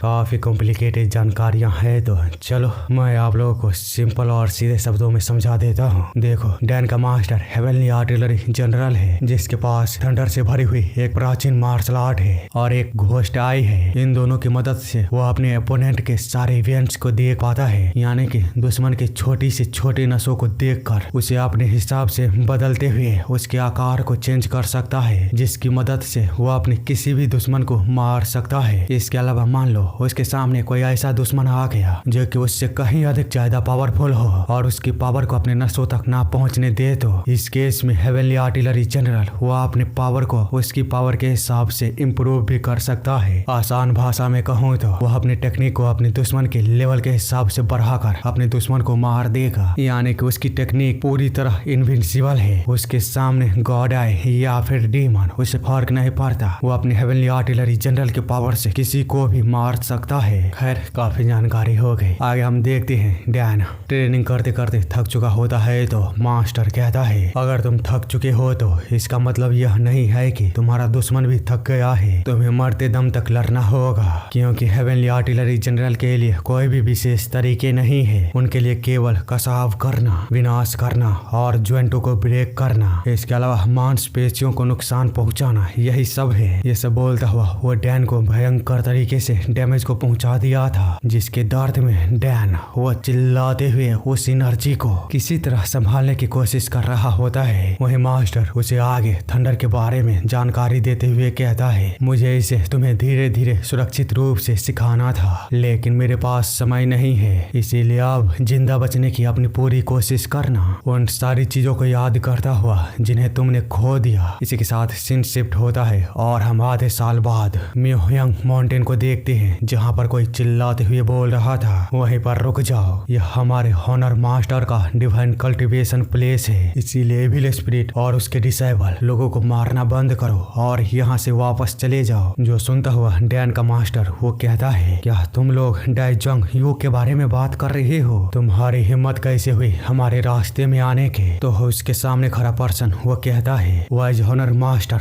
आखिरी बल्ला किंगडम के वंशज हैं, जिन्होंने इस भूमि पर महान उपलब्धियों को हासिल किया है। इसीलिए यदि तुम इससे आंख मूंद लेते हो तो तुम निर्वाणा के स्टेट में चले जाओगे। वैसे भी यह 10 साल पहले बीती हुई घटना है, इसीलिए अपने गुस्से को छोड़ो और यहाँ से चले जाओ। जो सुनता हुआ मास्टर वो कहता है, बेवकूफ कहीं के डैन, यदि तुम इसमें हस्तक्षेप करते हो तो वे लोग पूरे जीवन भर तुम्हारा पीछा करेंगे। तो क्या तुम अभी भी मेरे साथ इसमें जुड़ना चाहोगे? डैन जो कि सुन कुछ भी जवाब नहीं देता। वहीं उन दोनों के सामने खड़ा पर्सन वो कहता है, अगर तुम्हारा यहाँ से वापस जाने का कोई भी इरादा नहीं है तो मेरे पास कोई और रास्ता नहीं है तुम्हें दंड देने के अलावा। इतना बोलने के बाद वो अपने लोगों को ऑर्डर देते हुए कहता है, आगे बढ़ो और उसे हॉनर मास्टर तक पहुँचने से रोको। जो सुनते ही सभी डैन और मास्टर पर एक साथ अटैक कर दिए होते हैं। डैन जो कि देख अपने मास्टर को जवाब देता है, चिंता मत करिए, मैंने उसी समय खुद को इन सब में शामिल कर लिया था जब मैंने हेवनली आर्टिलरी जनरल बनने का फैसला किया। इतना बोलते हुए वो अपने भयंकर पावर को बाहर निकालना शुरू कर देता है और एक भयंकर पोज को लेते हुए नरसंहार करने के लिए पूरी तरह से तैयार हो गया होता है। जिसके बाद केवल चिल्लाहट ही वहाँ से बाहर आती है और मौत वो तांडव करना शुरू कर दिया होता है। जिसको देखता हुआ ये बंदा काफी ज्यादा गुस्से में डैन को कहता है, हरामखोर, तुम्हारी हिम्मत कैसे हुई हमसे दुश्मनी करने की? इसी के साथ वो भी उस लड़ाई में कूदते हुए अटैक तो करता है, लेकिन डैन वो बड़ी ही आसानी के साथ उसके अटैक से बच चुका था। बाद में काउंटर अटैक को करते हुए बोलता है, अगर मेरा मास्टर तुम लोगों का दुश्मन है तो मैं भी तुम्हारा दुश्मन ही हूँ। पर वो बंदा भी काफी तेज होता है, जिस वजह से वो भी डैन के अटैक से बचने के बाद अपने दूसरे अटैक को उस पर करता है। लेकिन डैन वो बड़ी ही आसानी के साथ उसके डंडे को अपने हाथ से पकड़ने के बाद उसकी तरफ देखते हुए एक ईविल स्माइल करता है और फिर उसके डंडे को मोड़ना शुरू कर दिया था। जिसको देखता हुआ वो बंदा हैरान हो ही रहा होता है। तभी वो देखता है उसका डंडा पूरी तरह से कोलैप्स हो चुकी थी और लगभग डैन की पावर उसके पास भी उसे कोलैप्स करने के लिए पहुंचने वाली थी। तभी वो अपने डंडे को छोड़ता हुआ डैन के पावर से बचते हुए उस पर जैसे ही अटैक करने की कोशिश करता है तो डैन बिना अपनी जगह से जरा सा हिले उसके पैरों को पकड़ता है और अपने थंडर क्यूआई के साथ उसके पैरों को वहीं पर पूरी तरह खत्म कर देता है, किसी पटाखे की तरह फोड़ते हुए। जिस वजह से वह बंदा भयंकर तरीके से चिल्लाते हुए उस पहाड़ी से नीचे गिर गया था। बाद में वो किसी तरह खुद को संभालते हुए जब डैन की ओर देखता है तो वो अपने घोस्ट आई को ऑन करके उसी के तरफ देख रहा था। वही मास्टर उसके कटे हुए पैरों को अपने हाथों में पकड़ा हुआ उससे कहता है, तुम ही थे ना जो मुझे अपने गुस्से को छोड़ने के लिए बोल रहे थे? जिस पर कि वह बंदा कुछ भी नहीं बोल पाता, क्योंकि डैन और उसका मास्टर उसके सभी लोगों को मारने के बाद उसकी लाशों पर खड़ा उसी की तरफ देख रहा था। जिस वजह से वह बंदा खुद पर गुस्सा करते हुए उन दोनों से कहता है, उस घटना को बीते हुए पूरे 10 साल बीत चुके हैं, अगर उस वजह से अभी तुमने हॉनर मास्टर को मारा तो इससे गॉर्जियो को बहुत ही बड़ा नुकसान होगा। तो मास्टर उसकी तरफ देखते हुए कहता है, चलो देखते हैं 10 साल बाद तुम अपने पैरों को खोने के चलते मेरे डिसेबल को माफ कर पाओगे या नहीं। इतना बोलने के बाद वह डैन से कहता है हमने इन बेकार सी चीजों पर अपना बहुत समय बर्बाद कर दिया, चलो अब उन तीनों हार्मिटों की बारी है। जिस पर डैन वो कहता है ठीक है चलिए चलते हैं। अगले सीन में हम देखते हैं वे लोग उसी केव तक पहुंच चुके थे जहां पर कि हमने पहले 3 एंटिटी को बैठे हुए आपस में नए देश के बारे में बात करते हुए देखे थे। वहां पर पहुंचने के बाद मास्टर कहता है डैन उन्हें नुकसान पहुंचाना बिल्कुल भी आसान नहीं होने वाला है, इसीलिए उस डर को हमेशा याद रखना जिससे कि तुम खुद को इम्प्रूव कर पाओगे। ये सब बोलता हुआ वो उसे अंदर ले जाते हुए आगे बताता है ये हार्मिट केव तुम्हारी ट्रेनिंग के लिए परफेक्ट जगह है। इसके अलावा वो 3 हार्मिट जो बायोगुडान को खाता था वो अब से तुम्हारा खाना होगा, और यहाँ पर लगे हुए शाइनिंग मार्बल वो तुम्हारे लास्ट जर्नी का एक्सपेंस होगा। इसी तरह वो सारी चीजें उसे समझाते हुए जैसे ही और आगे जाते हैं तो उन लोगों ने जिस गेट से एंट्री मारी थी वो गेट एक बड़े से पत्थर से पूरी तरह बंद हो चुकी थी, जिसको देखता हुआ मास्टर कहता है ऐसा लगता है कि वे हमें यहाँ पर फंसाने की कोशिश कर रहे हैं। चलो ये भी अच्छा है क्योंकि साइयो अगर तुमने एक बार इस चट्टान को तोड़ दिया तो तुम पूरी तरह से हेवनली आर्टिलरी जनरल बन जाओगे। इसी के साथ वे लोग उस जगह से छलांग मारते हुए उस केव की गहराइयों में उस जगह तक पहुंच चुके थे जहां पर के वो तीनों हार्मिट बैठा हुआ था, जिन्हें देखता हुआ मेन बंदा कहता है बहुत समय हो गया इविल स्पिरिट तुम्हें देखे हुए, अब तो लगभग 10 साल होने वाले हैं। तो मास्टर वो कहता है हाँ सही कहा, मैं काफी लंबे समय से इस दिन का इंतजार कर रहा था। जिस पर वो मेन बंदा बोलता है ये लड़का क्या तुम्हारा डिसेबल है? उसका शरीर काफी अच्छा है लेकिन तुम उसे यहाँ पर लेकर क्यों आए? क्या तुम्हें तुम्हारा डिसेबल प्रिय नहीं है? तो मास्टर वो बताता है ये तुमसे किसने कहा, मैं तो केवल यह सोच रहा था कि ये हार्मिट केव उसकी ट्रेनिंग के लिए बिल्कुल ही परफेक्ट जगह है, क्योंकि तुम्हारे जिंदगी को मेरे हाथों ले लेने के बाद यह जगह पूरी तरह खाली रहेगी। जो कि सुन गार्डियन डीटी वो कहता है एविल स्पिरिट तुम्हारा अहंकार वो बहुत ही बड़ा है, जिस वजह से तुम्हारा डिसेबल अब कभी भी सूर्य की रोशनी को नहीं देख पाएगा, क्योंकि इस केव के मेन दरवाजे के बंद हो जाने के बाद अब कोई भी बाहर की रोशनी को अपनी जिंदगी भर नहीं देख सकता। यहाँ पर ट्रेनिंग करना तो दूर की बात है। तो मास्टर वो कहता है मेरे डिसेबल की चिंता करने के लिए तुम्हारा धन्यवाद, और चूंकि तुम अब मरने वाले हो तो तुम्हें इस तरह की चिंता करने की कोई आवश्यकता नहीं है। बस चलो इसे शुरू करते हैं क्योंकि मेरे पास ज्यादा समय नहीं है। इसी के साथ वो डैन को बताता है सायो इसे ध्यान से देखना और इसे महसूस करके याद रखना, मेरी हरकतें, मेरा क्यूआई फ्लो, मेरी मसल्स वो कैसे मेरे शरीर को फॉलो करती है, यहाँ तक कि मुझे जो नुकसान होता है उससे भी। अब से यहाँ पर जो कुछ भी होगा वो तुम्हारे लिए एक मूल्यवान एक्सपीरियंस होगा। जो सुनता हुआ डैन उसे देखते हुए सोचता है यह मास्टर की आखिरी लड़ाई है, मैं आपके इस आखिरी पल को हमेशा याद रखूंगा। दूसरी तरफ हम इमॉर्टल स्वॉर्ड को देखते हैं, वो भी इस फाइट के लिए पूरी तरह से तैयार होते हुए कहता है हमारी और इस एविल स्पिरिट की डेस्टिनेशन बहुत समय से उलझे हुए हैं, तो चलो आज इस एविल डेस्टिनी को खत्म कर ही देते हैं। इसी के साथ वे तीनों ही एंटिटी एक साथ मास्टर पर अटैक कर दिया था, जहां मेन बंदा अपने स्प्रेडिंग लार्ज ब्लेड हैंड का इस्तेमाल करता है, वहीं गार्डियन डीटी अपने flowing strong round iron index का इस्तेमाल करता है और मास्टर को चारों तरफ से घेर लिया होता है, जिसे देखता हुआ मास्टर अपने हेवनली आर्टिलरी जनरल के ट्रिपल ब्लास्ट का इस्तेमाल करता है और वहां पर एक भयंकर तरीके से ब्लास्ट करता है, जिस वजह से उन तीनों ही एंटिटी को उस पावर को संभालने में काफी मुश्किल हो रही थी। इसीलिए वे तीनों ही एंटिटी मास्टर को गालियां देते हुए जैसे ही आगे बढ़ने की कोशिश करने लगता है तो लगातार 2 और ब्लास्ट होता है और वो जगह पूरी तरह से तबाह हो चुकी थी, जिस वजह से गार्डियन डीटी और इमॉर्टल स्वॉर्ड वो तो उसी समय खत्म हो चुके थे, पर मेन बंदा वो अभी भी बचा हुआ था और मास्टर के ग्रेट पावर को देखता हुआ हैरान हो ही रहा था। तभी मास्टर कहता है अपना बेस्ट दो। जो सुनता हुआ वो एंटिटी कुछ समझ पाता उससे पहले ही मास्टर कहता है अगर तुम बेकार में ही मरना नहीं चाहते। इतना बोलते हुए वो अपने हाथों को आगे करता है और अपनी पावर का इस्तेमाल करते हुए जैसे ही अपनी मुट्ठी को बंद करता है तो हम देख पाते हैं एक एनर्जी की वेव आती है और उसी वेव के साथ आखिरी के बचे हुए एंटिटी की बॉडी भी हवा में राख बन के मिल चुका था। इसी के साथ सीन कुछ समय पहले शिफ्ट होती है जहां पर कि मास्टर डैन को अपने बदले और हेवनली आर्टिलरी जनरल के बारे में बताते हुए कह रहा था हेवनली आर्टिलरी जनरल के मार्शल आर्ट गार्जियो में रहने वाले हार्मिटों के लिए एक डीमन मार्शल आर्ट है, क्योंकि यह केवल लोगों की जान ले सकती है, इसीलिए वे कभी भी इसे नहीं अपनाएंगे। रही बात मेरे बदले की तो 10 साल पहले 30 साधुओं कायरो के साथ मास्टर डाइजोंग यानी कि मेन बंदा ने मुझ पर कायरो की तरह हमला किया था। हम देखते हैं उस समय मास्टर की हालत बहुत ही ज्यादा बुरी थी और वो लगभग मरने के कगार पर पहुंच ही चुका था, लेकिन फिर भी वो उन लोगों से कहता है तुम सभी कायरो की तरह इस गॉर्जियो की भूमि पर क्या कर रही हो। तो मेन बंदा उसे बताता है इविल स्पिरिट अभी भी बहुत देर नहीं हुई है, अगर तुम हमसे सहमत होते हो तो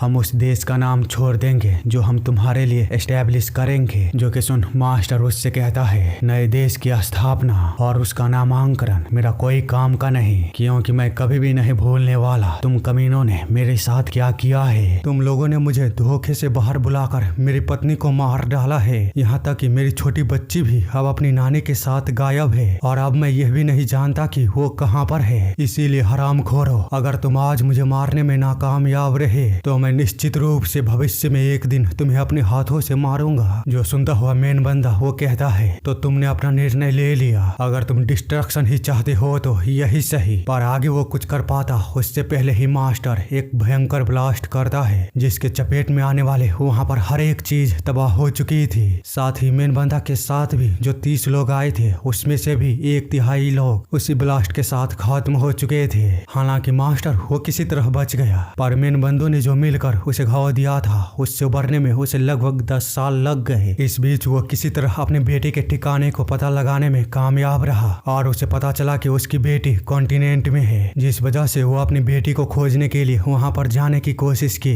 पर चूंकि उसके घाव अभी भी पूरी तरह से भरे नहीं थे तो वह ऐसा नहीं कर पाया और उसे मुसून में वापस आना पड़ा, क्योंकि अब उसके पास समय नहीं था। लेकिन संयोग देखो, जब वह अपनी मौत के करीब ही था तभी उसका सामना डैन से हुआ, जिसे वो अपने पास्ट के बारे में सारी चीजें बताते हुए कहता है मेरी बेटी लगभग तुम्हारी ही उम्र की है, हालांकि इतने समय हो जाने के बाद मैं उसका चेहरा भूल चुका हूँ। इसी के साथ वापस आते हैं प्रेजेंट में। मास्टर के ट्रिपल ब्लास्ट अटैक करने से कुछ समय पहले जहाँ इमॉर्टल स्वॉर्ड अपने अटैक को करते हुए कह रहा था या तो आज हम इविल स्पिरिट के खिलाफ जीतेंगे या फिर मरेंगे, यह लड़ाई हमारे जीवन की आखिरी लड़ाई होगी। जो सुनता हुआ मास्टर कहता है अगर ये आखिरी लड़ाई है तो मैं तुम सभी को जलाकर राख कर दूंगा। इसी के साथ हम देखते हैं इमॉर्टल स्वॉर्ड के अटैक से वो पूरी जगह तबाह हो चुकी थी, लेकिन मास्टर वो किसी तरह उसके अटैक को अवॉइड करने में कामयाब रहा, जिसको देखता हुआ इमॉर्टल स्वॉर्ड दोबारा अपने अटैक के साथ चिल्लाते हुए मास्टर को ना कोई मौका देते हुए फिर से उस पर अटैक करता है। वही मेन बंदा और गार्डियन डीटी भी पीछे नहीं हटता, वो भी एक साथ मास्टर को मारने के लिए उस पर अटैक करता है। जो देखता हुआ मास्टर अपने हेवनली आर्टिलरी जनरल के हेवनली स्ट्राइक को करते हुए उन तीनों को ही एक साथ हवा के बीच उड़ा दिया होता है किसी सूखे पत्ते की तरह, जिस वजह से वो तीनों ही बंदे बहुत दूर जाकर गिरते हैं। बाद में किसी तरह खुद को संभालते हुए एक दूसरे से कहते हैं हमें हर हाल में उसके थंडर क्यूआई को रोकना होगा, नहीं तो हमारी एनर्जी और नशे दोनों तबाह हो जाएगी। मास्टर जो सुनता हुआ कहता है बस एक और अटैक, मेरे पास बस इतना ही समय है।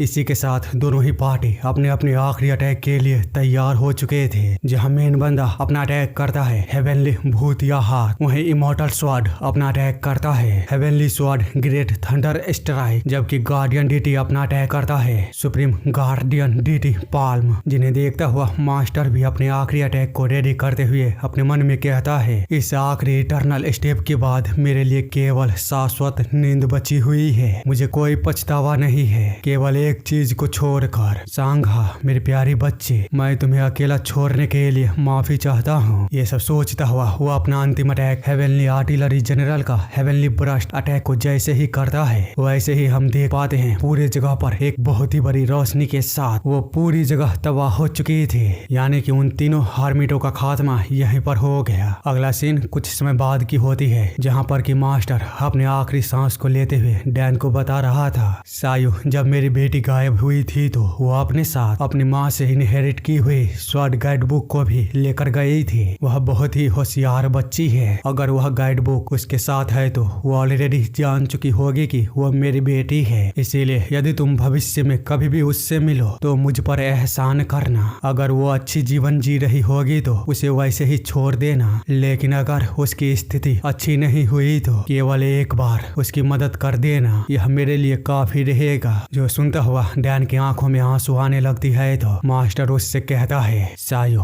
क्या मैंने तुमसे पहले नहीं कहा था अपनी मुस्कुराहट को कभी भी दोबारा मत खोना, तुम्हें मेरे जैसे बनने का कोई भी आवश्यकता नहीं है। तुम खुद का हेवनली आर्टिलरी जनरल बनो, क्योंकि इस दुनिया में कुछ भी नहीं है जो तुम्हें बांध सके। अब से केवल तुम्हारा समय होगा, तो खुद के चुने हुए रास्ते पर चलना। ये सब बोलता हुआ मास्टर वहीं पर खत्म हो चुका था, जिस वजह से डैन वो काफी ज्यादा रोने लगता है। पर समय की मार है, वो क्या ही कर सकता था। बस हम अगले सीन में देखते हैं बहुत समय बीत गई होती है, लगभग 1 दशक। हालांकि डैन वो अभी भी वही था। वो अपने मास्टर की लाश के पास बैठा हुआ कह रहा होता है, मास्टर क्या आपको याद है किस तरह जैक्सन को मारा गया और किस तरह उन युवान के कमीनों ने नूना को किडनैप किया? मुझे सारी चीजें याद है। मैं केवल आपकी वजह से अभी भी जिंदा बचा हूँ। इसके अलावा आपको कितना समय बीत चुका है सोए हुए, पर फिर भी आप पहले के जैसा ही दिख रहे हो। ऐसा लग रहा है आप अभी भी जिंदा हो। मुझे दुख है मैं आपकी उस समय पर कोई भी मदद नहीं कर पाया, पर अब नहीं। मैं आपका डिसाइबल हेवनली आर्टिलरी जनरल का 35वां विक्टर डैन सायो यहाँ से जाने से पहले आपको आखिरी बार ग्रीट कर रहा हूँ। साथ ही मेरे प्यारे मास्टर, आपने जो मुझे दिया मैं इसे कैसे वापस करूँ, मैं समझ नहीं पा रहा हूँ। ये सब बोलता हुआ उसके आंखों से आंसू आ चुके थे, लेकिन चूंकि उसे वहाँ से जाना था तो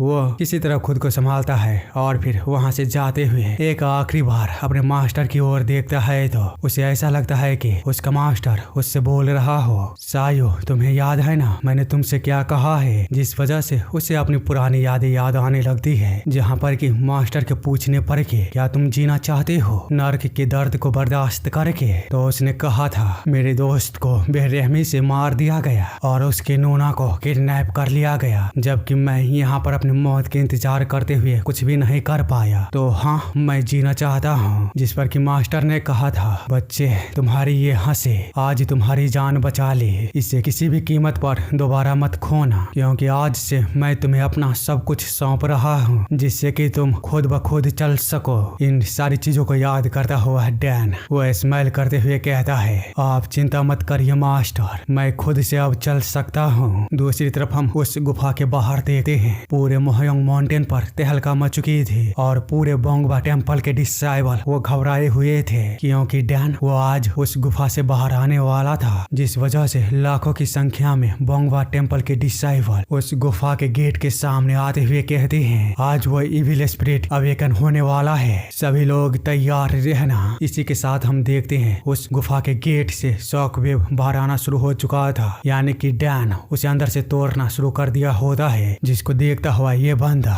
जिसके पैरों को 10 साल पहले डैन ने उखाड़ा था वो कहता है, कोई भी घबराना नहीं, यह वह जगह है जहां हमारे 3 हॉनर मास्टर ने उस इविल स्पिरिट को बंद किया था ताकि संसार में अव्यवस्था वो ना आ पाए। इसके अलावा उस इविल स्पिरिट के रिजरेक्शन को देखने के लिए हमारे साथ बोंगबा टेम्पल के मॉन्क भी हैं, इसीलिए चाहे जो हो जाए हमें उस इविल स्पिरिट को रोकना ही होगा। तो सभी बैटल के लिए तैयार रहना। जो सुनते ही उसके सभी लोग वो बैटल के लिए तैयार हो चुके थे, लेकिन तभी उसे कुछ महसूस होता है, जिस वजह से वो घबराते हुए कहता है, भैंस की टांग, अब आखिरकार ये किस तरह का भूकंप था? हम देखते हैं वो पूरी माउंटेन हिलना शुरू हो चुकी थी, क्योंकि उस केव के गेट पर दरार पड़ना शुरू हो चुका था और देखते ही देखते एक भयंकर शॉक वेव के साथ वो गेट पूरी तरह से तबाह हो चुकी थी, जिसके चपेट में आते ही कई सारे लोग वहीं पर मारे जाते हैं। जो देखता हुआ ये बंदा कहता है, नामुमकिन, बोंगबा टेम्पल का ट्रैप वो तबाह हो चुका है, आखिरकार ये सब हो क्या रहा है? इससे आगे वो कुछ सोच पाता उसी समय उस गुफा का गेट 2 टुकड़ों में अलग होता हुआ बिल्कुल ही उसके अगल बगल गिरा होता है और वो लगभग बाल बाल बचा था अपनी जान को गंवाने से। दूसरी तरफ डैन को देखते हैं जो कि उस केव से बाहर आते हुए कहता है, यहाँ पर कितना धूल उड़ रहा है, शायद मुझे अपनी शक्तियों को थोड़ा कम करना चाहिए था। ये सब बोलता हुआ वो आसमान को देखते हुए कहता है, आकाश बिल्कुल साफ है। वही ये बंदा उसे देखते हुए कहता है, यह तो वही है जो कि उस इविल स्पिरिट के साथ हार्मिट केव में गया था, जिसने कि 10 साल पहले मेरे टांग को काटा था। उस दर्द को महसूस किया मुझे वर्षों हो गया, लेकिन अब इसे देखते ही मुझे वो दर्द फिर से याद आने लगी है। जबकि इस तरफ डैन वो सूरज की रोशनी में किसी तरह अपने सामने देखते हुए कहता है, क्या यहाँ पर पहले कोई टेम्पल थी जिसे मैंने तबाह कर दिया? तो वहाँ पर आते हुए कोई दूसरा पर्सन कहता है, यहाँ पर बोंगबा टेम्पल था जिसे तुम्हारे मास्टर इविल स्पिरिट को रोकने के लिए बनाया गया था। साथ ही उन तीनों हॉनर मास्टर के सम्मान में जिन्होंने की अपना बलिदान दिया एविल स्पिरिट को रोकने के लिए। उस बंदे को वहाँ पर देख ये बंदा कहता है मॉन्क वनजियांग। वहीं इधर ये मॉन्क एक लंबी सांस लेने के बाद कहता है क्या तुम भी इस देश के लोगों के साथ अपने मास्टर की तरह ब्लडी वार चाहते हो? तो डैन वो बताता है यह वो रास्ता था जिसे मेरे मास्टर ने चुना था, लेकिन मैं युद्ध नहीं चाहता और न ही मुझे इसमें दिलचस्पी है। जिस पर वो मॉन्क कहता है एविल स्पिरिट के डिसेबल होने के बावजूद भी तुम युद्ध नहीं चाहते, ये काफी दिलचस्प है। तो ये बंदा कहता है उसकी बातों पर आप विश्वास मत करिए, वह एविल स्पिरिट का डिसेबल है, ऐसा हो ही नहीं सकता कि वो ब्लड ना चाहता हो। जो सुन मॉन्क वो बोलता है बच्चे शांत हो जाओ और चलो पहले उसकी कहानी सुन लेते हैं। लेकिन वो बंदा काफी गुस्से में था, जिस वजह से वो कहता है एविल स्पिरिट से हारने के बाद मैं किसी से भी ज्यादा बुद्धिज्म और मार्शल आर्ट में खुद को समर्पित किया है, क्योंकि मेरा टारगेट केवल एविल स्पिरिट का डिसेबल है। और अब मुझे पूरा यकीन है कि अगर वो एविल स्पिरिट मेरे सामने आती है तो मैं उसे हरा सकता हूँ। नहीं, अगर एविल स्पिरिट खुद भी यहाँ आया तो मैं उसे भी हरा दूंगा। उसके ऐसे बजर्ग मोड को देख डैन कोल्ड लुक के साथ कहता है मैं तुम्हारे द्वारा कहे गए शब्द को अच्छी तरह से समझ सकता हूँ और तुमसे फिर से निपट भी सकता हूँ, लेकिन क्या तुम जरा 1 मिनट रुकोगे?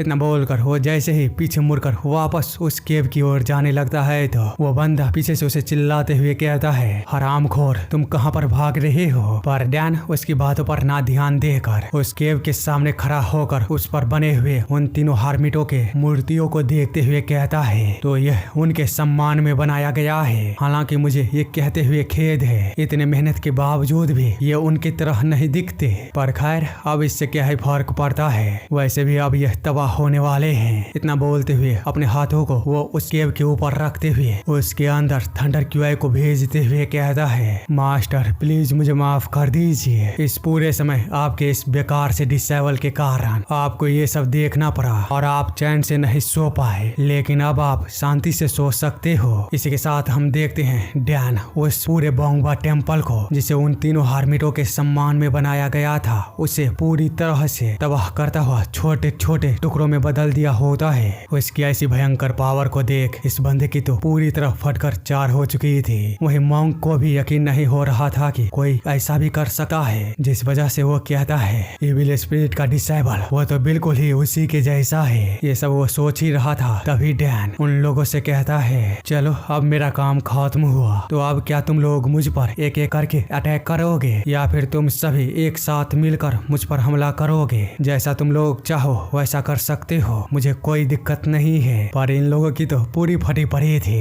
वे लोग आगे बढ़ने की तो दूर की बात है अपने मुंह से एक आवाज तक बाहर नहीं निकाल पा रहे थे और खामोशी में एक ही जगह पर स्तब्ध हो चुके थे, जिस वजह से उस पूरी जगह पर एक बड़ी सी खामोशी छा गई थी। बाद में कुछ समय बाद उस खामोशी को तोड़ते हुए मॉन्क कहता है जैसा कि तुमने पहले कहा था तुम युद्ध को नहीं चाहते, तो अब अगर हम तुम्हें जाने दे तो तुम क्या करोगे? डैन जिस पर उसकी ओर थोड़ी देर खामोशी में देखता है, बाद में उससे कहता है अगर तुम ऐसा करोगे तो मैं तुम्हारा बहुत ही बड़ा आभारी रहूंगा। जिस पर मॉन्क कहता है हम भी तुम्हारा आभारी रहेंगे, साथ ही तुम्हारी इस उदारता के लिए शुक्रिया, प्लीज अब तुम जा सकते हो। डैन जो कि सुन कहता है ठीक है, लेकिन समय वो कितना बीत चुका है? वे लोग बताते हैं पूरे 10 साल बीत चुके हैं। जो सुन डैन वहाँ से जाते हुए कहता है 10 साल बीत चुके हैं, मुझे जल्दी करनी होगी। इतना बोलकर वो इस बंदे के बगल से गुजरते हुए उसे बताता है तुमने 10 साल पहले अपने पैरों को मेरे मास्टर के रास्ते में आने के कारण खोए थे, हालांकि वह एक निष्पक्ष लड़ाई थी, मैं तो ऐसा ही सोचता हूँ, लेकिन अगर तुम ऐसा नहीं सोचते हो तो मुझे ढूंढना, मैं जरूर तुम्हारा सामना करूंगा। ये बोलकर वो वहाँ से जा ही रहा था, तभी मॉन्क उसे फिर से रोकते हुए कहता है मास्टर आप इस पहाड़ से उतरने के बाद कहाँ जाने वाले हो? तो डैन उसे बताता है मैं मेनलैंड में जाने वाला हूँ अपने मास्टर और अपने दोस्त के आखिरी इच्छा को पूरा करने के लिए। ये सब बोलता हुआ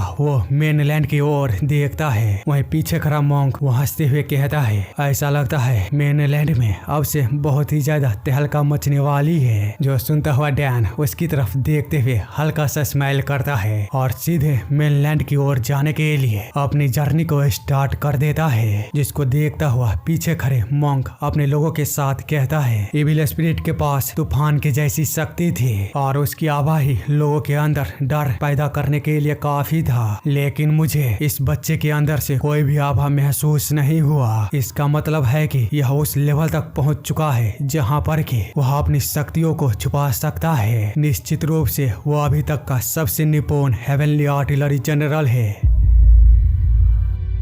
बाकी इसी के साथ यह एपिसोड यहीं पर खत्म होती है। आगे की कहानी देखने के लिए आप लोगों को 2000 कमेंट और 10,000 लाइक को करना पड़ेगा, क्योंकि इस स्टोरी को मैंने ऑलरेडी एक्सप्लेन कर रखा है। आप लोग चेक कर सकते हो। हालांकि उसकी क्वालिटी बहुत ही ज्यादा डाउन है, तो आप लोग अपने हिसाब से देख लेना। नहीं तो अगर आप चाहते हो कि मैं फिर से इस स्टोरी को कंटिन्यू करूँ तो आप लोग टारगेट को पूरा करिए। मैं जल्द ही इसके नए एपिसोड को लेकर आ जाऊंगा। इसके अलावा मैं उन लोगों से माफी मांगना चाहता हूँ जो कि इस एपिसोड के आने का कल ही इंतजार कर रहे थे, पर अनएक्सपेक्टेडली मैंने आज इसे अपलोड किया। अब क्या है, मैं आप लोगों को अपनी कहानी बताऊं। कल मैं लगभग 3:30 बजे से इस वीडियो पर काम कर रहा था और रात के लगभग 8 बजे तक मैंने इस पर काम किया, लेकिन तब भी मैं इसे पूरी तरह से कंप्लीट करने में नाकाम रहा, क्योंकि मैं जिस डिवाइस पर काम करता हूँ उसकी बैटरी बचाऊं कितनी भी जल्दी कर लूं चलता ही नहीं है। जिस वजह से मैंने सोचा आज का दिन तो बीत ही गया, और मान लो मैंने रात में कंप्लीट भी कर लिया तो एक्सपोर्ट करने में लगभग 2 से 2.5 घंटे तो लगेंगे। इसीलिए मैंने सोचा अब 1-1.5 बजे अपलोड करने से अच्छा है चलो कल ही अपलोड कर देते हैं, जिस वजह से मैंने आज इस एपिसोड को अपलोड किया है। तो हाँ, जितने लोग भी कल वीडियो आने का इंतजार कर रहे थे भाई माफ कर देना। खैर, स्क्रीन पर आ रहे वीडियो को अभी तक आप लोगों ने नहीं देखा है तो क्या कर रहे हो, जल्दी जाकर देखो। लाजवाब स्टोरी है, 1 मिनट भी आप लोग बोर नहीं होगे।